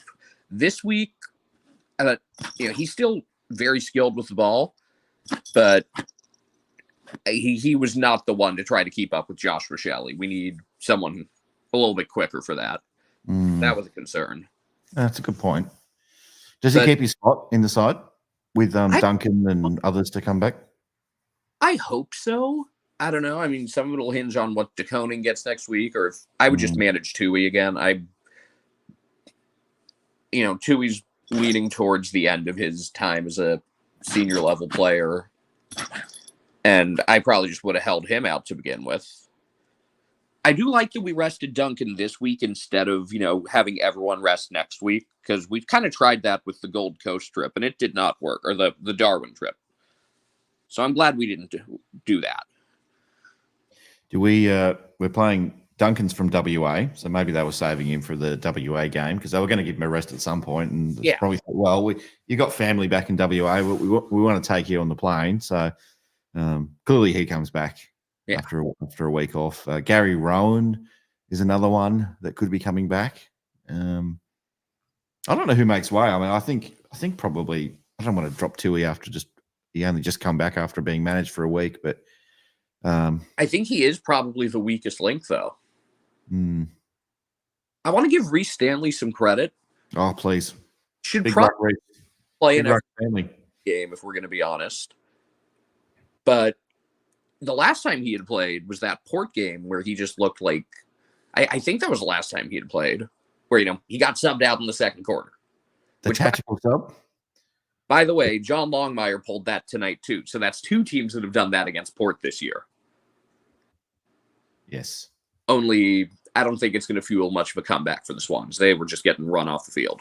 But even though we got crushed in the actual hit-out numbers, we won clearances pretty thoroughly. And I thought Reese did a good job just, like, using his body to make sure that O'Brien's hit-outs didn't turn into stuff for their midfield. Like, I think technically O'Brien had 50-plus hit-outs, but only 13 to advantage, which comes out to about a quarter, which is not a bad number. Okay. And I like the way we rotated Stanley and Blitzovs in the ruck, because I had said last year, like, from the one game that Conway played at the end of the year, that Reese has some marking ability around the field. Just, yeah, it's tough when he's pretty wiry and he's going up against like a big body. Like, he just needs one hand these days, Reece Stanley.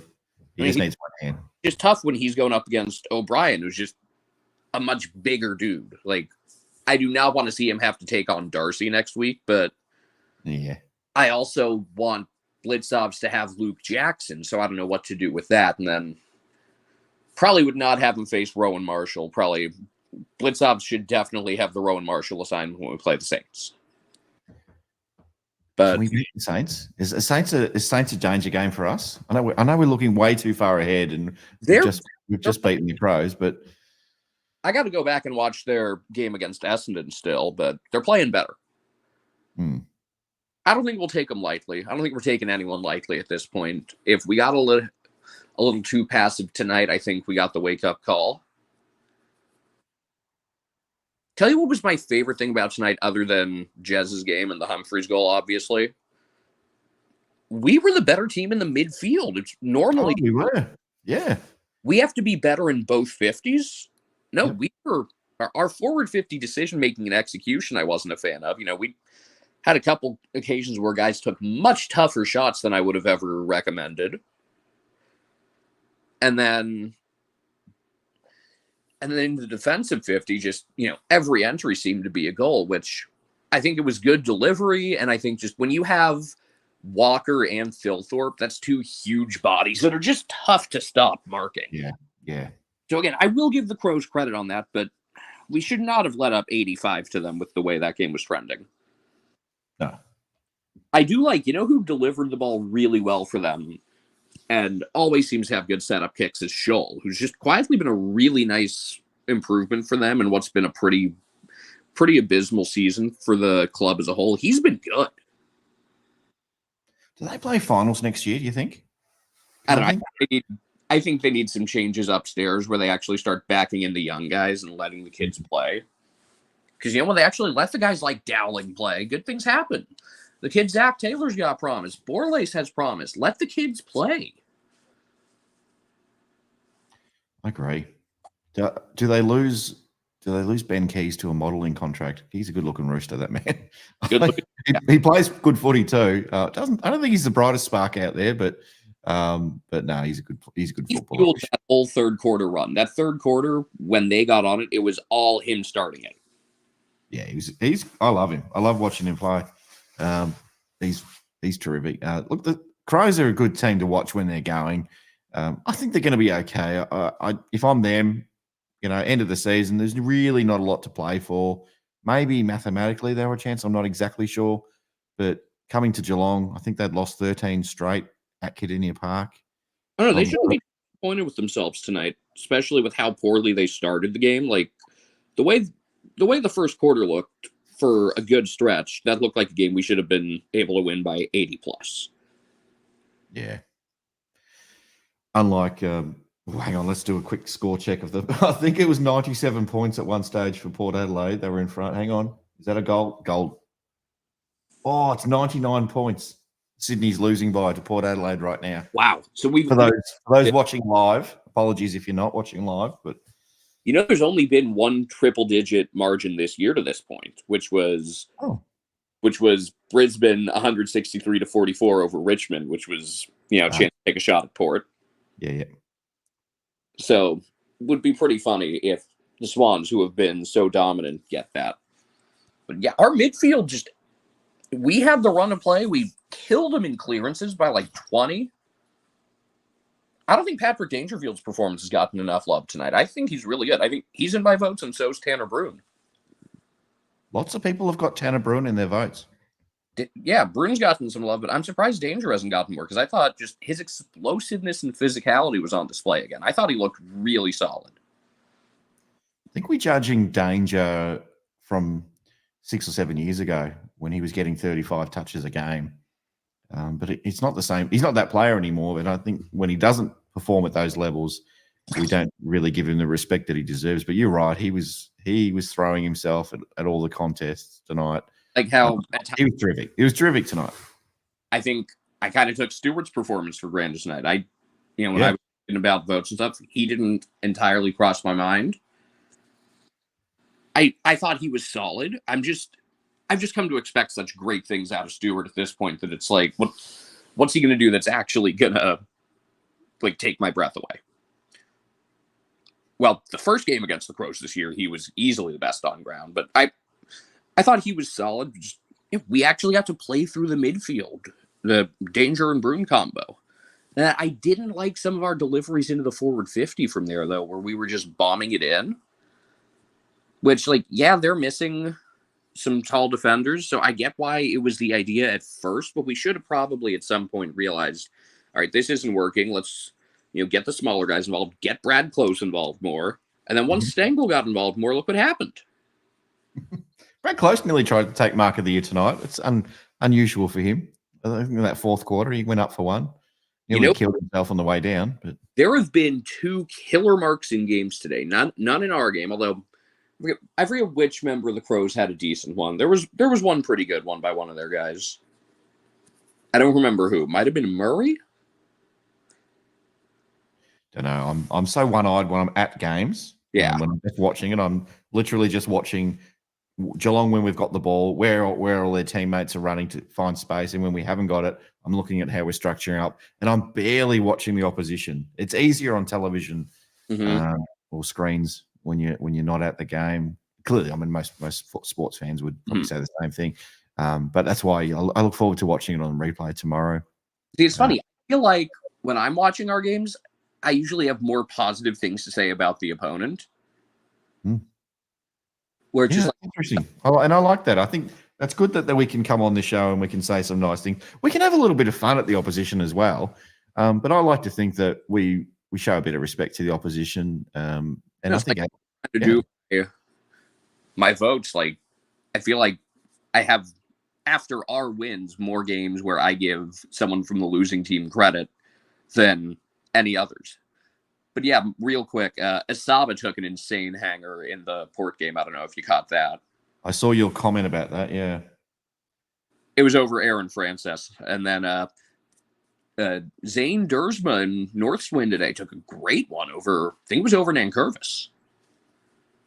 Yeah, I did see that one. I thought that was probably one of the marks of the last couple of years. I don't know if it's even the best one this year, though, with the Jamie Elliott one from Anzac Day.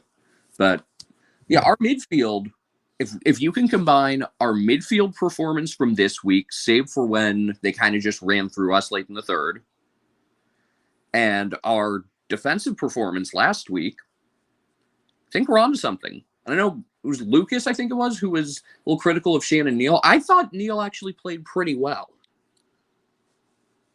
Yeah, I don't know if I'm judging Shannon Neal on a performance in the game. I think I'd like to judge Shannon Neal on how I like to judge the forward line with Shannon Neal in it. I get that because he's integral to the structure. Yeah, I just don't think, is he in our best 23? I don't think it's as simple a conversation as that. I think what does the forward line look like when he's there versus when someone else is there? I think I'm probably with everyone else. When Hawkins is ready to go, and if he can prove himself, he's up to it. He'll come back in, but we might sit back at end of September and go, if only we had a stuck with Shannon Neal. We might have that. We might say that to ourselves. But it's tough because, Ollie Henry was pretty quiet today. Yeah, he's one that I still sometimes struggle to evaluate. Our decision making in the forward 50 needs to be a lot better, and I don't recall it being especially good last week either. Even Brian had one where we were down 2 or 3, and he tried this really low percentage shot instead of trying to look for the pass. And normally I want him taking more shots where he there are times when he doesn't back himself in enough. I just thought it was less execution and more decision making in the forward 50. And we could have. This is a game where we should have easily been into triple digits. What do we got? 90 points in the end. Out there, this felt for a while like one that we were going to lose. It felt like we were going to have that whole stretch of forward time and then give up a goal against the run of play, because I remember that happened against GWS, and I think it happened once or twice against Port. But we actually completed the comeback this time. And should we have been in that hole to begin with? No. But did we handle it? Yes. And huge credit, obviously, Lawson Humphreys getting that first one. You can tell he's a really well-liked guy within this team. Oh, I love him. And yeah, Tanner Bruin really turned it on second half when a couple other guys who had started hot faded a little. Like Max Holmes, first quarter was great, and then he struggled some, had a couple of turnovers and missed tackles. That first quarter, though, if we get that out of Max Holmes more often, I mean, that's the way he was playing at the start of the year.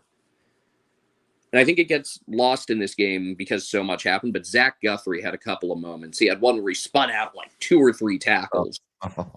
Love it. He had a quieter second half, but... He did. First half was fantastic. Yeah. At halftime, I think he would have been in my votes, and I think Holmes might have been too. But yeah, I feel pretty good about Cameron is best.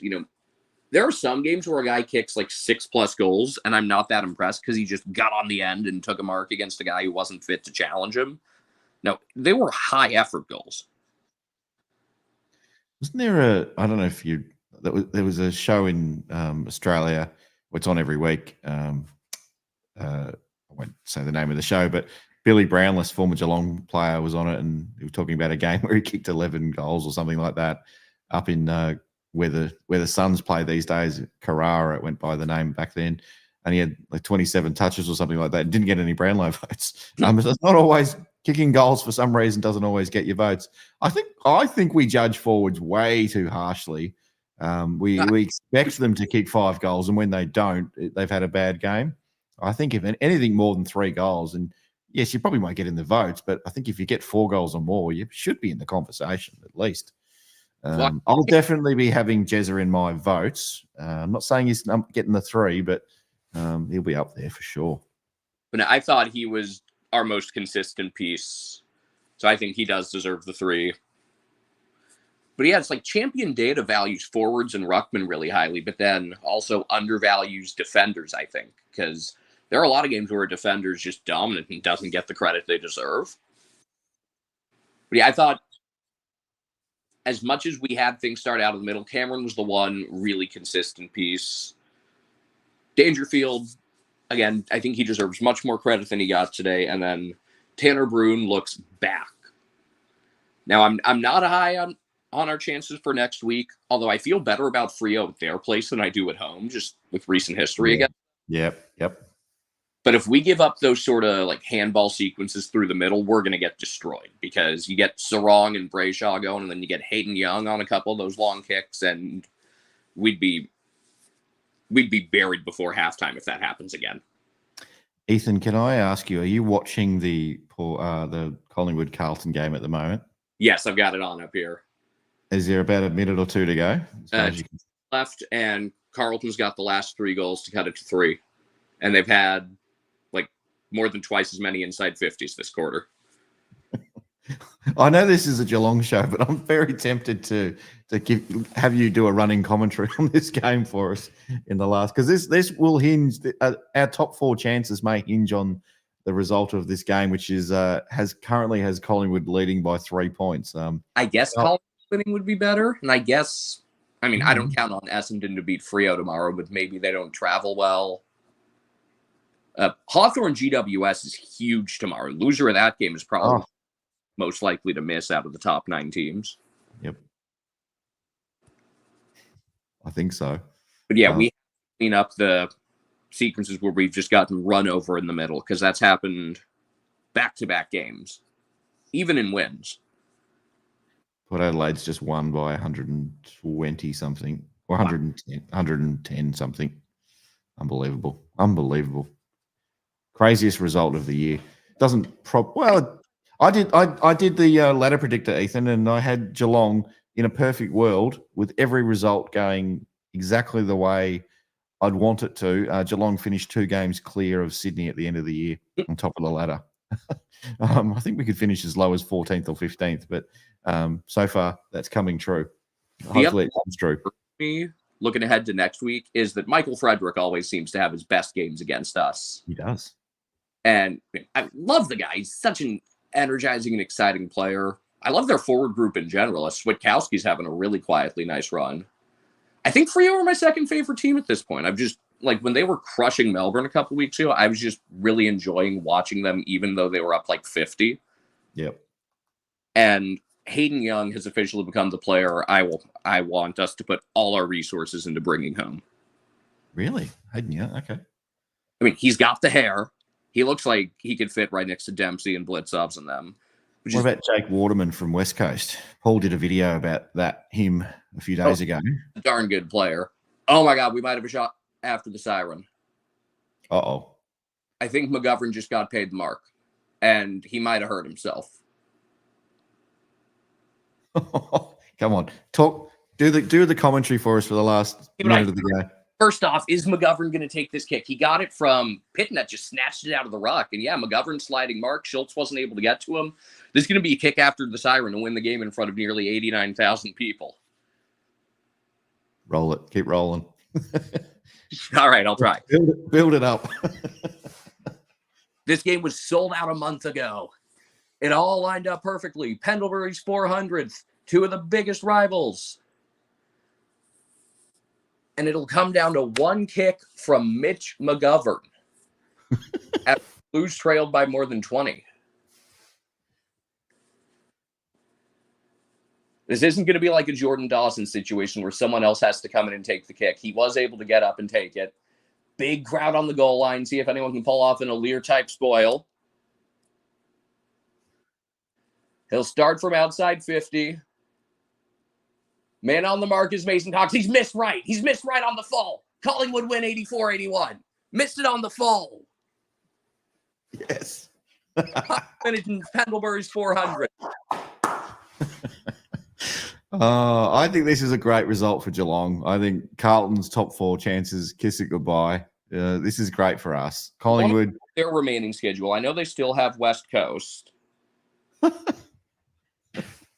Oh, love! Give him some love in the chat, everyone. I've got Kiwi's loving it. Oh, they've got the Hawks, then they've got the Eagles away, and then they've got the Saints. They're technically the home team at Marble. Oh wow! So thank you for doing that. That was fun. And if you're a Collingwood, well, you're probably not watching our show, but if you're watching this on replay or whatever, and you're a Collingwood fan, congratulations on that win. If you're a Carlton fan, I'm sorry I got excited at you losing, but it does help Geelong. What can you say? What can I say? Shame both these teams couldn't lose. I could have had a draw. All right, mate. I better let you go. I've got Johnny who's been waiting patiently there just to round the show out for us. So I appreciate you coming on. Hopefully we get the win against Freo next week. That'll be fun. I don't look smart. I hope he has a rotten game next week. But generally speaking, I think you're going to watch Hayden Young and just the way he stretches midfield with some of his longer kicks. You're going to be very impressed by his game. And it's just, if we can stop those stretches where the midfield rolls us, we could do some great things. Let's hope so. Because our good stretches are really good. The bad stretches are, they're pretty bad. And again, every team has a bad stretch. Run of games, run of quarters. Happened to us all. Conclusion, and I came to this conclusion during the Dogs game. Our floor is definitely lower than it's been in at least a few years. Yeah, I think this is the lowest floor we've had at least since 2021, maybe before that. Because the last couple of years, we weren't ever losing games by more than 20 or 30. No. The ceiling is still scary high, but it's a low floor. And we'll see. We just got to put it together. We just got to put 4, 5, 6 weeks together, maybe 7, and who knows? Another premiership is coming to Geelong.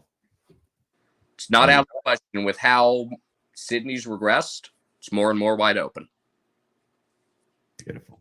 Mate, have a great afternoon, morning, whatever time it is over there. Enjoy it. 5 a.m. Beautiful. Enjoy it. Have some. What's for breakfast this morning before I let you go? I don't know. Good question. 4 points for breakfast. That's what really matters. Love it. Good way to finish, mate. Have a good one. You too. See ya. 4 points for Brecky. I wonder what Johnny's having for before bed. If he's having a late night sort of. Are you having 4 points before bed tonight? Is that what you're having? Welcome back to the show. It's been a little while. We missed you. We love you. I was enjoying Ethan's commentary of the final minutes of that game that I was just watching. Oh, how good was it? Yeah. He built it up. Yeah, actually wasn't too bad. It might be coming for Anthony Hudson's job there. So yeah, definitely. Yeah, good result for us. The Port Adelaide result and Swans result bad for us. They were the one team. I actually tweeted this out just after our game that few things need to fall our way for the rest of the round for us to finish in second. So it was Blues to lose, which they did. That's great. Port to lose to the Swans. Giants to lose the Hawks. Dockers to lose the Bombers. And Lions to lose the Saints. If all those things happen, we would finish second on the ladder at the end of the round. But wasn't to be because Port Adelaide got their percentage up. So there's no catching Port, I don't think, after that. I have to pull the ladder up. What is it? So what's the difference in percentage at the moment? We are, what are we, 108? Let's call it 109 for Geelong. 109 to 113, yeah. Port Adelaide would be, sorry, it hasn't refreshed. I might just hit the refresh button there. What did you say it was? 109? 113 for Port Adelaide, which okay. I don't think that's too bad. I'm trying to see, who do they play for the rest of the season? Well, that's it. They've got Melbourne next week. Okay, so that'll be tough. We've got that game against West Coast at the end, and there's no guarantee. There's no game you're guaranteed to win by 80. Yeah, but if we have to get percentage, tell you what. Yeah, well, right down the Carlton Virginia Park on that day, you'd have to say every possession right down the middle of the ground. I think the sentiment for next week, right, is we're playing for top 4 position next week. Yep, is that game. Making an insanely bold assumption that we beat the Saints and we beat the Eagles,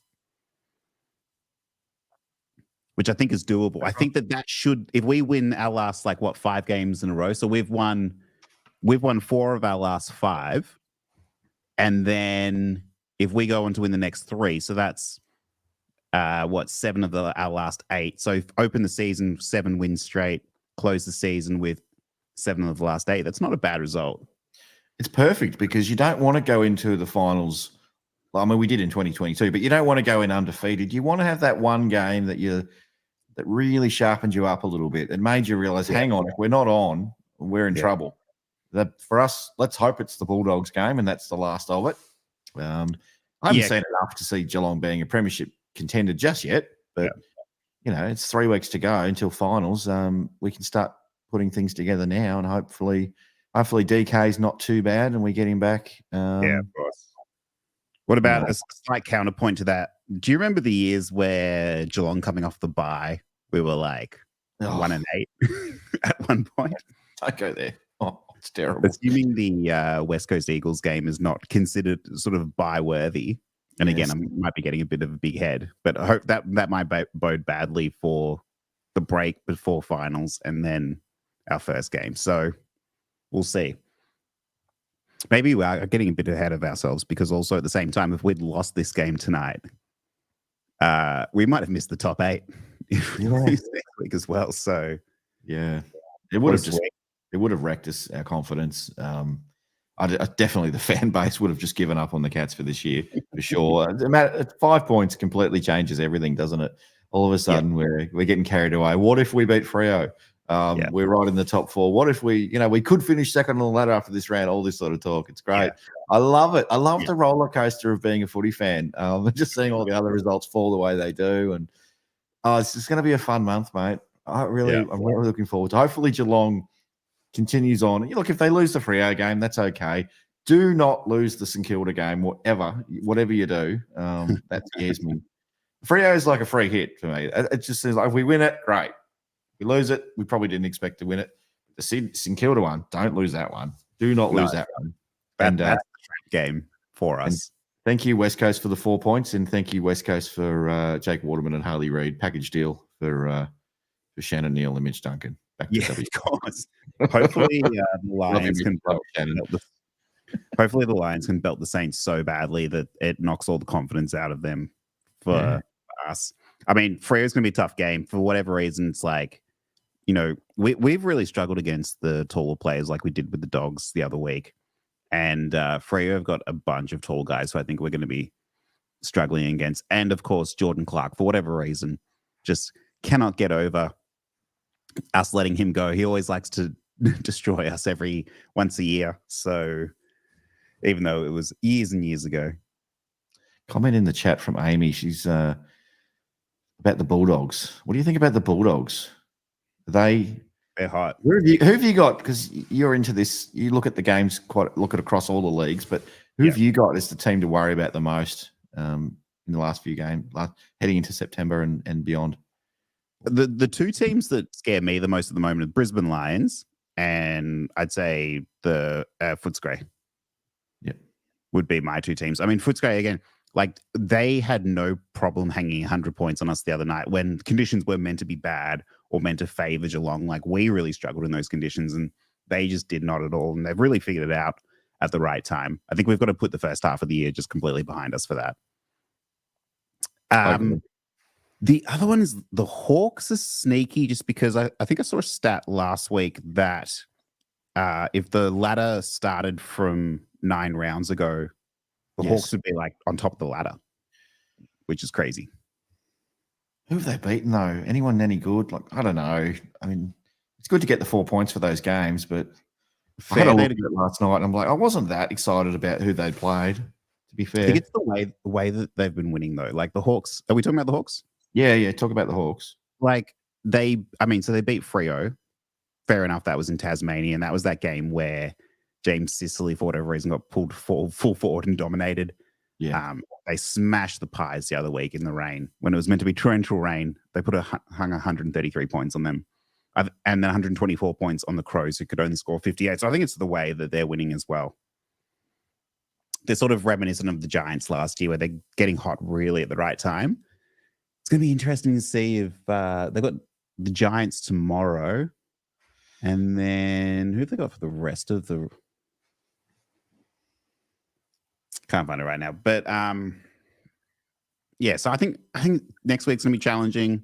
But I think tonight was a sneaky lucky win. It was one of those trap games. I sort of feel like a better team probably would have put us away probably sort of halfway through the third quarter. Yep. But I think, I just thought, Adelaide's defense was set up so well. We were stuck in this huge pickle, whereas sort of we could only score from either the 50-meter line or just outside the 50-meter line, or it seemed like we were just scoring on the goal line as well. We couldn't get that between sort of the 20-meter line and the 40 meters that we, most teams are so accustomed to. Crows just were not allowing it at all. Phil Thorpe, already talked about tall guys. He was a massive problem for us. He just sort of seemed to have his way, particularly in the second half. What was the atmosphere like at the game? At the last quarter, it was insane, the atmosphere. But I'd say for the first 2.5 quarters, it was just okay. It was a typical Geelong crowd. We expect to win. We get a little bit frustrated with some of the players and the umpires, and it takes something to get us up and about. For me, there's one moment. For me, it was Riley Thilthorpe doing the big ears to the crowd. Let me hear it. All right, game on. Here we go. Let's go. All right, cats, wake up. Off we go. You've woken us up. Thank you very much for that. And I could even see watching Tex just put an arm around him at one point after the goal and said, "Just settle down, buddy. Just settle down. You don't need to give this team anything to any reason. You're gonna have to back it now." Yeah. It was a good atmosphere, I'd have to say. I have to say, it's good fun crowd in the last quarter. Everyone was best friends, high fiving, and it was one of those hug a stranger nights. Yeah, good. You know what I'm talking about. Like you have this amazing Yeah, win. yeah, It's like, I don't know you, but let's hug. Yeah, Right. because we got away with that one. We did. I thought the turning point was the Jeremy Cameron chop of the arms that wasn't paid that should have resulted in another goal. He should have kicked 8 goals tonight. He should have got a goal. So he kicked 6. Great night for Jezza. Should have got a goal or a free kick from that chop of the arms, which he probably would have scored. And then again, right on the goal line where it had actually just crossed the line in the end. So could have scored 8 or a lot more. But then, so that mark wasn't paid. So it's like, okay, fine, fair enough. And then Adelaide take it all the way down the field, kick a goal. And then all of a sudden, instead of us moving ahead by 3 goals, they get back to within, I think it was like sort of 10 points, something like that. Yep. And then it was game on. I can't believe they got that goal late. I was like, we were celebrating. We were dancing in the aisles. I was, doing the cha-cha. I was in heaven. I thought Jez is just Lawson Humphries has just won the game for us. Jez has just put it to bed, Steph Curry style. And then I can't remember the guy's name. He bobs up and just, okay, now we're back to 5 points. I went, hang on. It's Jelly who kicked the final goal. Yeah. Oh, was it? Okay. Oh, yeah. This game turns on you pretty quick, doesn't it? I was most stressed when there was 2 minutes to go, or just under 2 minutes, and we conceded the rush behind right at the end. And I was sort of like, okay, that now brings it back to a 5-point margin. So if Adelaide score, they'll be in front because we needed that. Like, I would have been happy with the 2 points if we'd drawn. But we conceded that, and that's what got me stressed out. But luckily, we were able to get over the line in the end for there. Tanner Bruin. Talk to me about Tanner. I thought he played a really fantastic game, particularly in the third quarter. I thought he managed to draw a number of free kicks. So he sort of did he got a holding, which I thought he was like actually putting his arm out. You know, sometimes footballers will rest their arm against the other player as if to be like, I'm getting held, but it's actually on the player. Thought that was all right. Did a bit of a drop of the legs to draw a free kick. They were very professional free kicks. So I was happy with that. But 11 disposals in the third quarter was pretty impressive. There was one free kick where it might have been the one you just mentioned where I thought he gave away a high fend off. He's giving away a free kick here. And it's like, what? Okay, all right. The umpires are giving him Brownlow votes tonight. They love him. Yeah. 6 free kicks, none against. I couldn't believe that. Yeah. So I was happy with that. I'm sure you've talked about it a million times by now. The Lawson Humphries first goal was crazy. Can we talk about it a little bit more, Johnny? Can we just come back to that for a second? And when do you think we'll get the Lawson Humphries bobblehead, by the way? Surely, if it's not next year, it's going to be the year after. Come on. I'm sure it's going to appear in my Instagram feed by like Temu or whoever it is that keeps appearing every week. Hashtag not a sponsor of this show, but... Hashtag Apple's not listening. 100%. Hashtag conspiracies. Yeah, exactly. No, that was amazing. And just the combination as well. The fact that it was Ollie Dempsey who was the one who gave him the assist, who could have probably taken the game on himself, but just for him to set it up, for him to have the season that he's had, to be so spectacular at executing at, he's the front runner for the Rising Star at the moment, is he not? He would be now with George Wardlaw missing this week with concussion protocols. Yeah. And then, I mean, the way that Lawson Humphries has burst onto the scene. So this is his 7th game now, and every single one he's been pretty stellar in. So the sealer was excellent. The link up was excellent. It's one of those moments you look at and you go, okay, future is looking fairly bright. If we can recruit a few guys in the next couple of years that we can be happy with, this is a good baseline to build off, I feel.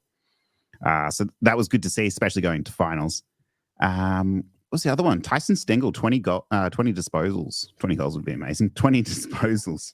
Yeah. Which I bring it up because that was his most of the season by a mile. Yeah, he and I think 20 disposals great, but he looked great. I was at the game live, and He looked great when he didn't have the ball as well. He looked really dangerous at times, and you could tell Adelaide was super wary of him. Yeah. For me, I don't know if he'll get a vote, but he was close, pretty close. For a Tyson Stengel game, though, I know he didn't score a huge amount of goals, but there were moments where he was up the ground in the defensive 50, helping get the ball out and through the corridor, which I thought was pretty impressive as well. And considering his size, he's such a good contested mark. He just knows exactly where to position his body. Even if he's not in the direct contest, he can judge the flight of the ball so well. There were so many marks that he took where it went, over the head of a Crows defender, and he just happened to be the right sort of like angle to receive it. So I thought he played a fantastic game. He's got terrific balance. When he doesn't mark it, he lands and he's ready to go. And he's just got a great feel for the game, hasn't he? It's composure. Yeah, composure is fantastic as well. I don't know if you know what it was. The commentary team was talking about at one point through the week, Chris Scott was there defending him and how they were so proud of what Chris Scott had said. But I didn't catch what Chris Scott said about Tyson Stengel and what he was coming off from the Monday night or the Sunday night. Well, for those that don't know, and I'm imagining most people know, Stengel got himself into a bit of trouble in a nightclub and had to go to hospital for a bit. But was fine afterwards. And Dangerfield came out the next day and said, look, maybe he made an error in judgment. Didn't allude too much more than that. And then Chris Scott says, look, we treat our players like adults. We don't, they're not 6-year-olds. We don't tell them what to do, where to go, when to wipe their bum, what to eat. They make their own decisions in life. But yes, they're adults, and adults have consequences as well. So I think that's the point he was making. Right. I don't know what you'd expect a senior coach to say, really. What, throw him under the bus? I think some would. Some would have, though. And I think maybe that's the point that the commentary team was trying to make, was that maybe another coach might have come down on him a bit harder, might have said something like, that's not, I don't know, the attitude of what we want making a run. But also, luckily for Chris Scott, he's in this position where we've had sustained success for such a long time. You can forgive it. Like, we're not really under the microscope all the time. Like if it was happening on the other side of the ball to, like the Crows coach. What's his name again? Nick, someone. Is it Nick? No. I know. Ball guy. Stephen Nicks. Stevie Nicks. Stevie Nicks. Is it something like that? I should know this. Someone Nicks, anyway. Amy in the chat saying Tyson had 14 contested possessions and 9 score involvements. Yeah. So it's just his impact on the game was tremendous tonight. Yeah. So 20 touches. The impact was huge. Footballer. He would probably be Stevie's brother Matthew. There you go. Yeah. Is that what someone's saying? Yeah, Matthew Nick. Great. Jackie. Thank you, chat. Where would we be with that, Jackie? Thank you very much. If you ever pro tip for anyone watching this, if you ever want to farm content engagement, if you ever need to farm it, intentionally say something wrong or something close to what the actual truth is, and your chat will just pop off with corrections. That's how you grow in the algorithm. I was doing you a favor, Ben. I'm hopeless with music trivia. I'm no good. I couldn't tell you a song that Stevie Nicks sung. So if anyone in the chat, I'm terrible. I'm no good. But yeah, I'm sure she was in some group. Aren't they from Fleetwood Mac? Fleetwood Mac, there you go. But ask me to sing a song from Fleetwood Mac. A, you probably wouldn't want to hear it, and B, I wouldn't remember it anyway. So Jackie, come on, Jackie, give us some lyrics in the chat, please. Only happens when it's raining. There you go. Do you want me to sing it? No, I don't. I won't sing it. We're crossing over the hour where it turns into karaoke. We started early. If this was a 10 o'clock show, I might start breaking out some song. But grand final night, when we do post game live on grand final night, maybe there'll be songs sung. Yeah, that's a really good call by Amy. Those calling for Tyson to have a week off, cough cough. Dermot Brereton, or Damien Barrett. Sorry, I want to get the right person there. Yep. Have no idea. And I think that's a really good call as well, because that's like the way he responded as well tonight was awesome. Was back at training during the week. And I don't think anyone gives two shits about that. Nah. Change of pace. Patrick Dangerfield, I agree with Ethan. Low key, very underrated tonight. Didn't see him a lot, but he was always there. 9 clearances as well, led the game. 8 inside 50s. I think he had like 20 disposals as well, 20 plus touches. So low key, very underrated. Let's get your 3-2-1s for tonight. And if you want to throw a fourth name in there, just for the Twitter poll, which I'll put up in a little bit, I'd love to know your 3-2-1s. I was hoping you wouldn't ask me that because I don't think I even really had. I remember to ask everyone. It's one of those like all-round games though, where no one in particular stands out. I was listening to a couple of guys that you were talking about early in the show. I think I'm going to go. I've got to get Tanner Bruin in there. I thought he played really well. I want to put Tyson Stengel in there because I think that his performance tonight to get the most disposals for the week, for the year, 11 kicks, 9 handballs. He was involved. He kicked a goal, had another shot at goal. Reece Stanley, he's not in my 3-2-1, but that one-handed mark that he took, he had some moments where, and when he was diving for the ball, there was one clearance that we were trying to take. Yeah, the fend off. Reece Stanley played out of his mind tonight, comparatively to what Reece Stanley normally does. So that wasn't a don't argue. That was a get the fuck off me. I'm taking this mark. That's what Reece Stanley was peak Reece Stanley. It was supreme leader Reece Stanley tonight. It was great. I loved it. Thought Max Holmes was a bit quieter than we used to, but I think that came at the cost of Tanner Bruin. It's the thing with those midfielders. You can only ever have one or two, really. You can't have all three really ever be good. Jed Beers was good coming back. Don't know if he's good enough to keep his spot, but I like his game. I just feel like there'll be a bit of a squeeze with some players due to come back in. But who? I don't know. Well, I think Duncan comes back in, and I think Rowan comes back in, and then there's do they want to try to give Jai Clark more games, or are they done with Jai for this year? I don't know. I think we're done, but our defense has not been what it was in years past. I just don't see how. I know that Mitch Duncan's been playing back there, and we can get people in the half back line, but we've struggled in a lot of spots. So I'd be surprised. If anything, I wish we could get rid of Kolajasny. I know I say this. I've been saying it for years, but you're not a Kolajasny fan. I'm not. I'm sorry. Special K. All right, I'll go Jeremy Cameron, Tanner Bruin, and Tyson Stengel. And who are you giving a bonus? Who are you giving a bonus vote to? In which one? Sorry. As a fourth name, you got to throw a fourth name in as well for the poll, for the Twitter poll. Oh, okay. Special. I want to throw in Ollie Dempsey. And I want to do it just because he wasn't like a stat merchant tonight, but he was doing all those little 1% of things, and he was making that best effort. It's like he knows he's in the front running for Rising Star, and he's just every week, every time he's near the ball, he's giving it his all. So I don't know. That'll be my honorable mention. I could say Lawson Humphreys because he's been really good, but I think we're going to have many more years of him. Wait until when is it? When will it be that we all turn on Lawson Humphreys? Because at some point, this is what happens at Geelong. At some point, we love you, and then inevitably, the time will come where it's like, F you, never want to see you again. Last game he ever plays for the Cats. I hope it never happens because I love the guy. But it will happen.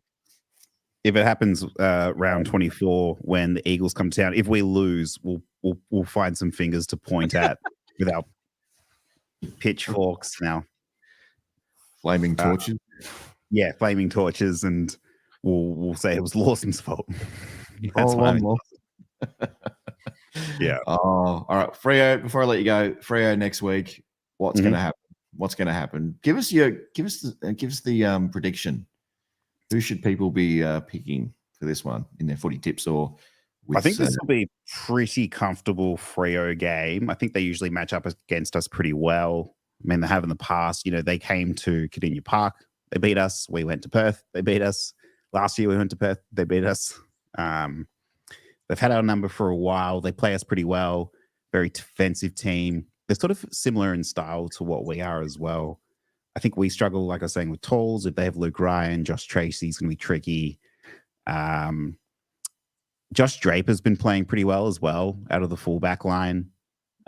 Hayden Young has been on fire. They've moved into the midfield. One of our biggest problems at the moment is, we are the worst midfield team in the league. It sort of feels like at the moment, particularly with clearances. I think we're lowest in clearances, and I think Freo is probably one of the best with Caleb Sarong, Nat Five, Brayshaw, Hayden Young. So there's a few mismatches there. We've got to go there. It's just, I think there's too many things working against us. Yeah.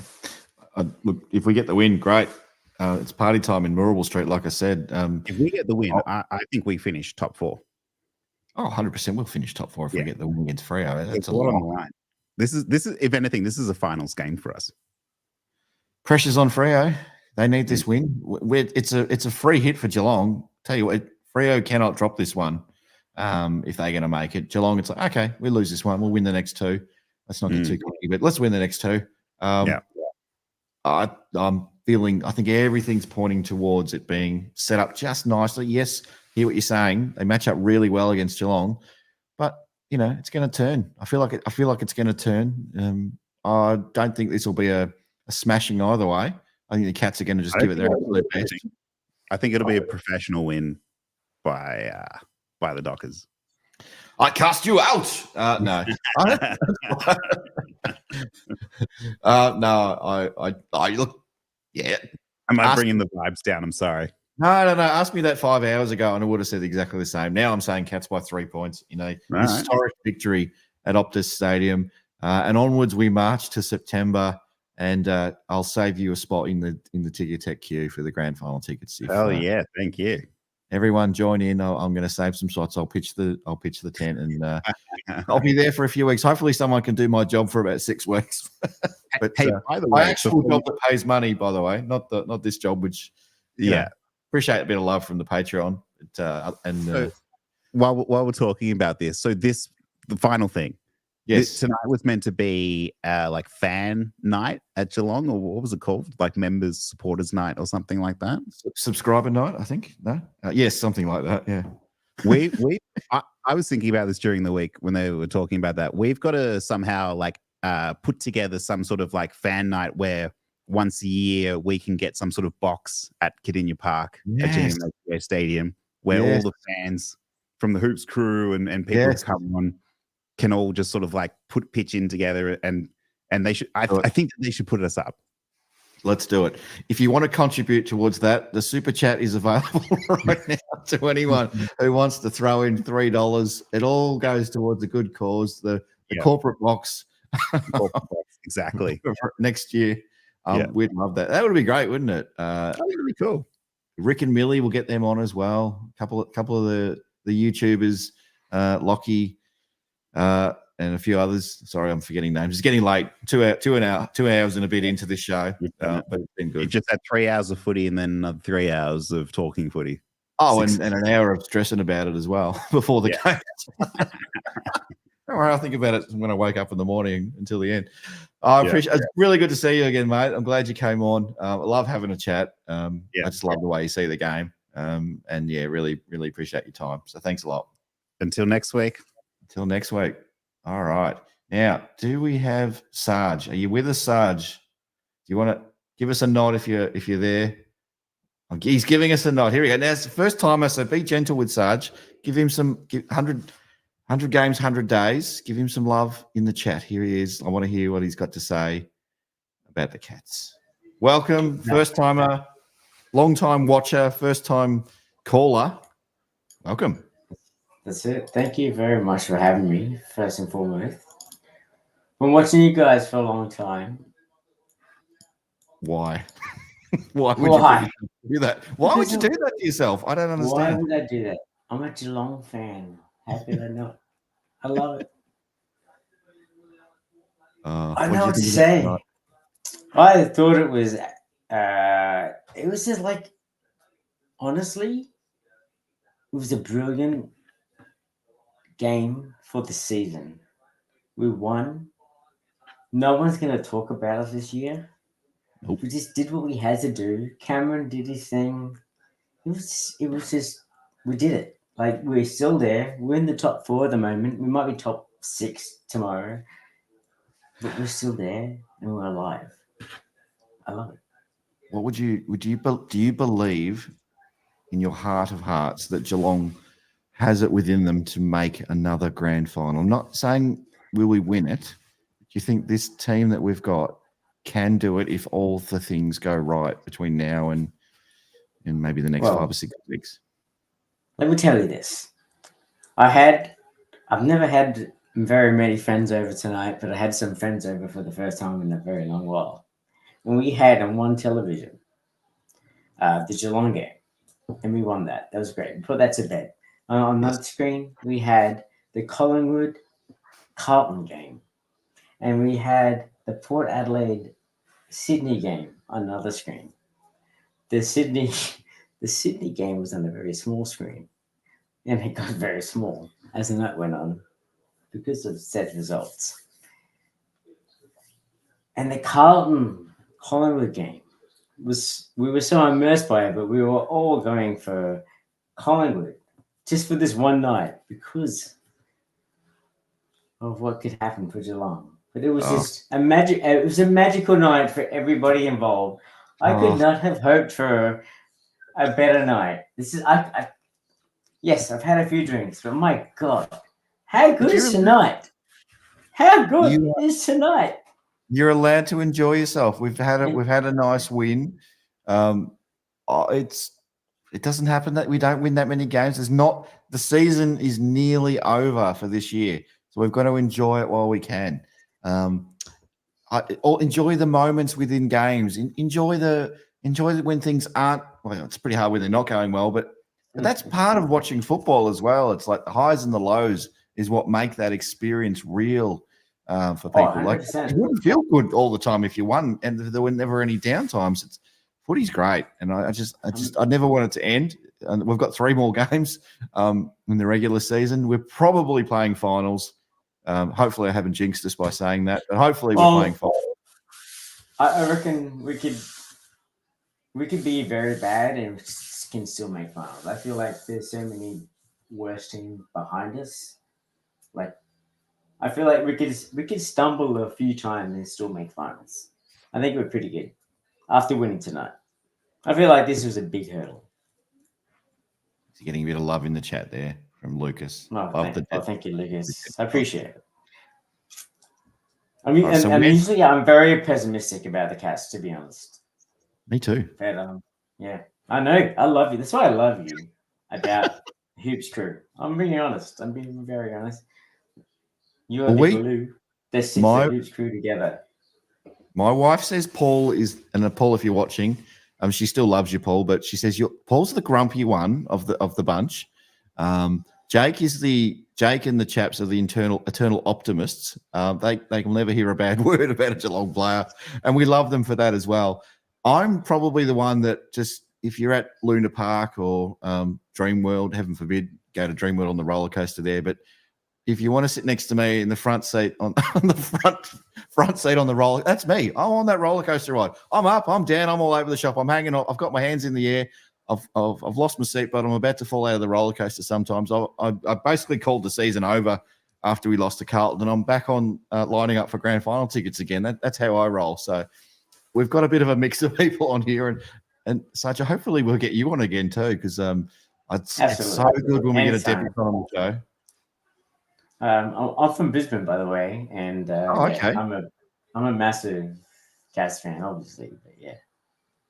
Do you get to any Geelong games at all, or when they go up there? I used to go anytime they're up here. I absolutely go. But yeah, I used to go to Brisbane before COVID. It used to be like a once a year thing. Like in heaps of games.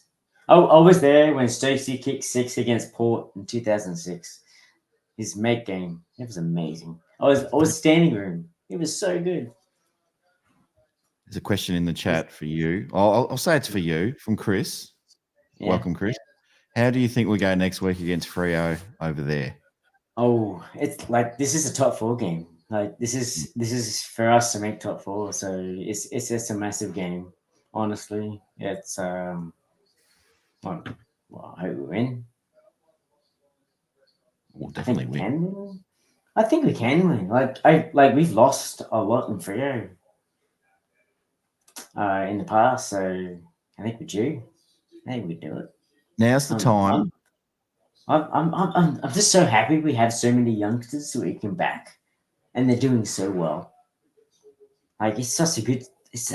We're in the best spot to be a Cat supporter. Like we've been good when we've had great players, but now we're good and we have great players and we have great youngsters. This is the best time to be a Cat supporter. It's the best. I can't stress that enough. Freddie's saying we're going to need a miracle though next week. I don't think it'll be a miracle. I think we're just going to need to play really, really well. The best that we can, the best version of Geelong. We've seen it this year, haven't we? But will we see it in Fremantle? That's going to be the big question, isn't it? I reckon we can do it. We're gonna break. We're gonna break an egg. I don't know what the word is, but we're gonna do it. We're gonna win. Do it. Who was your best players on the ground? The best 3 players on the ground tonight? I struggle with this. I think Tommy Stewart for me is number 1. I haven't looked at the stats or anything, but Tommy Stewart was amazing. I don't know. I thought Brad Close was really good too. Yeah, Brad did some good things tonight for sure. I'll give him 2, and Dempsey, I'll give him 1. So, I think someone else didn't give Jezza votes either. Jezza kicked 6 goals. Oh yeah, Jezza. Yeah, that's terrible for me. Sorry, yeah. Jezza, I think you know what. That's just because I expect so much from him. That's what it is. But I should have given him votes. So if he had to kick 7 goals, you might have given him 1 vote, maybe. Nah, I should probably give Jezza a vote, but the fact that I didn't is because he didn't perform the last few weeks. Okay, so step up, Jez. Step it up, Jez. You heard it here. Give us another. And tell you what, give us another one. Freddie in the chat saying Stanley and Zach Tui, in his opinion or their opinion, are done. Can't see the reason behind why Scott keeps picking them. Freddie, I'm going to come at you strong. I'm coming at you strong, Freddie. Also, by the way, I need to say this before I go. For some reason, YouTube has ghosted me. Oh. I might appear in your YouTube comment section as spam. It's happening across all channels that I post in. I just thought I would mention that. We'll keep an eye out for you. Don't worry. I would just thought I would say that because, yeah. Anyway, Lucas wants more Sarge next week. More Sarge next week. Sarge, I love you. Sarge says a whole segment for Sarge says. That's what we need. Love your work. Thanks for coming on. Really appreciate it. Go Cats. Go Catters. Come on, the Catters. Oh, well, that's been fun tonight, everyone. I can't believe we've nearly gone 2.5 hours. That's probably a record. I never know when I hit that record button on Post Game Live as to what the energy is going to be like. But I've got to tell you, this is probably the funnest show I've done so far all year. So thank you to everyone that came on the cams, but thank you to everyone in the chat as well who made it lots of fun. Really appreciate it. It was great. Just great hearing different opinions about how the Cats are going. Clearly, I think we talked about 10 different players could get votes. So clearly we all see the game differently as well. Who am I picking for the votes tonight? I'm probably going to give 3 votes to Jezza. I have to give him the 3 votes. 2 votes. 2 votes. Let me go back to the thing. Hang on a sec. Stick with me. Stay with me, people. Stay with me just a moment. I am going to look at my thing. Yeah, probably Tanner Bruin, 2 votes. Tanner's had a bit of love tonight. And I might give the 1 vote. Could I do it any differently? Lawson Humphries, I love you. I absolutely love him. I love him. Oh, goal of the match. Match winner. Come off the moment. Come off the man. Lawson Humphries, you are a star. You are going to nudge Ollie Dempsey for that rising star. Sorry, Ollie. You've probably got it, but geez, Lawson's hot on your hammer right now. He's hot on your hammer. He's coming for it. Watch out. Cats fans, thanks for tuning in again to Post Game Live on the Hoops Crew Network. It's been fun. It's been real. Hopefully you'll join me again next week against Freo. Someone, I think it was Brendan, was asking in the chat, we're going to do a live watch along again. No, I think probably not. At least not. I won't be. Sort of things have to sort of fall a certain way for that to happen with other commitments that I've got and so forth. But yeah, also maybe one of the other crew in the team, Paul or Jake or someone might want to do it. We'll see. We'll see how we go with that. I'd love to do more of them next year at least anyway, if I can make it work.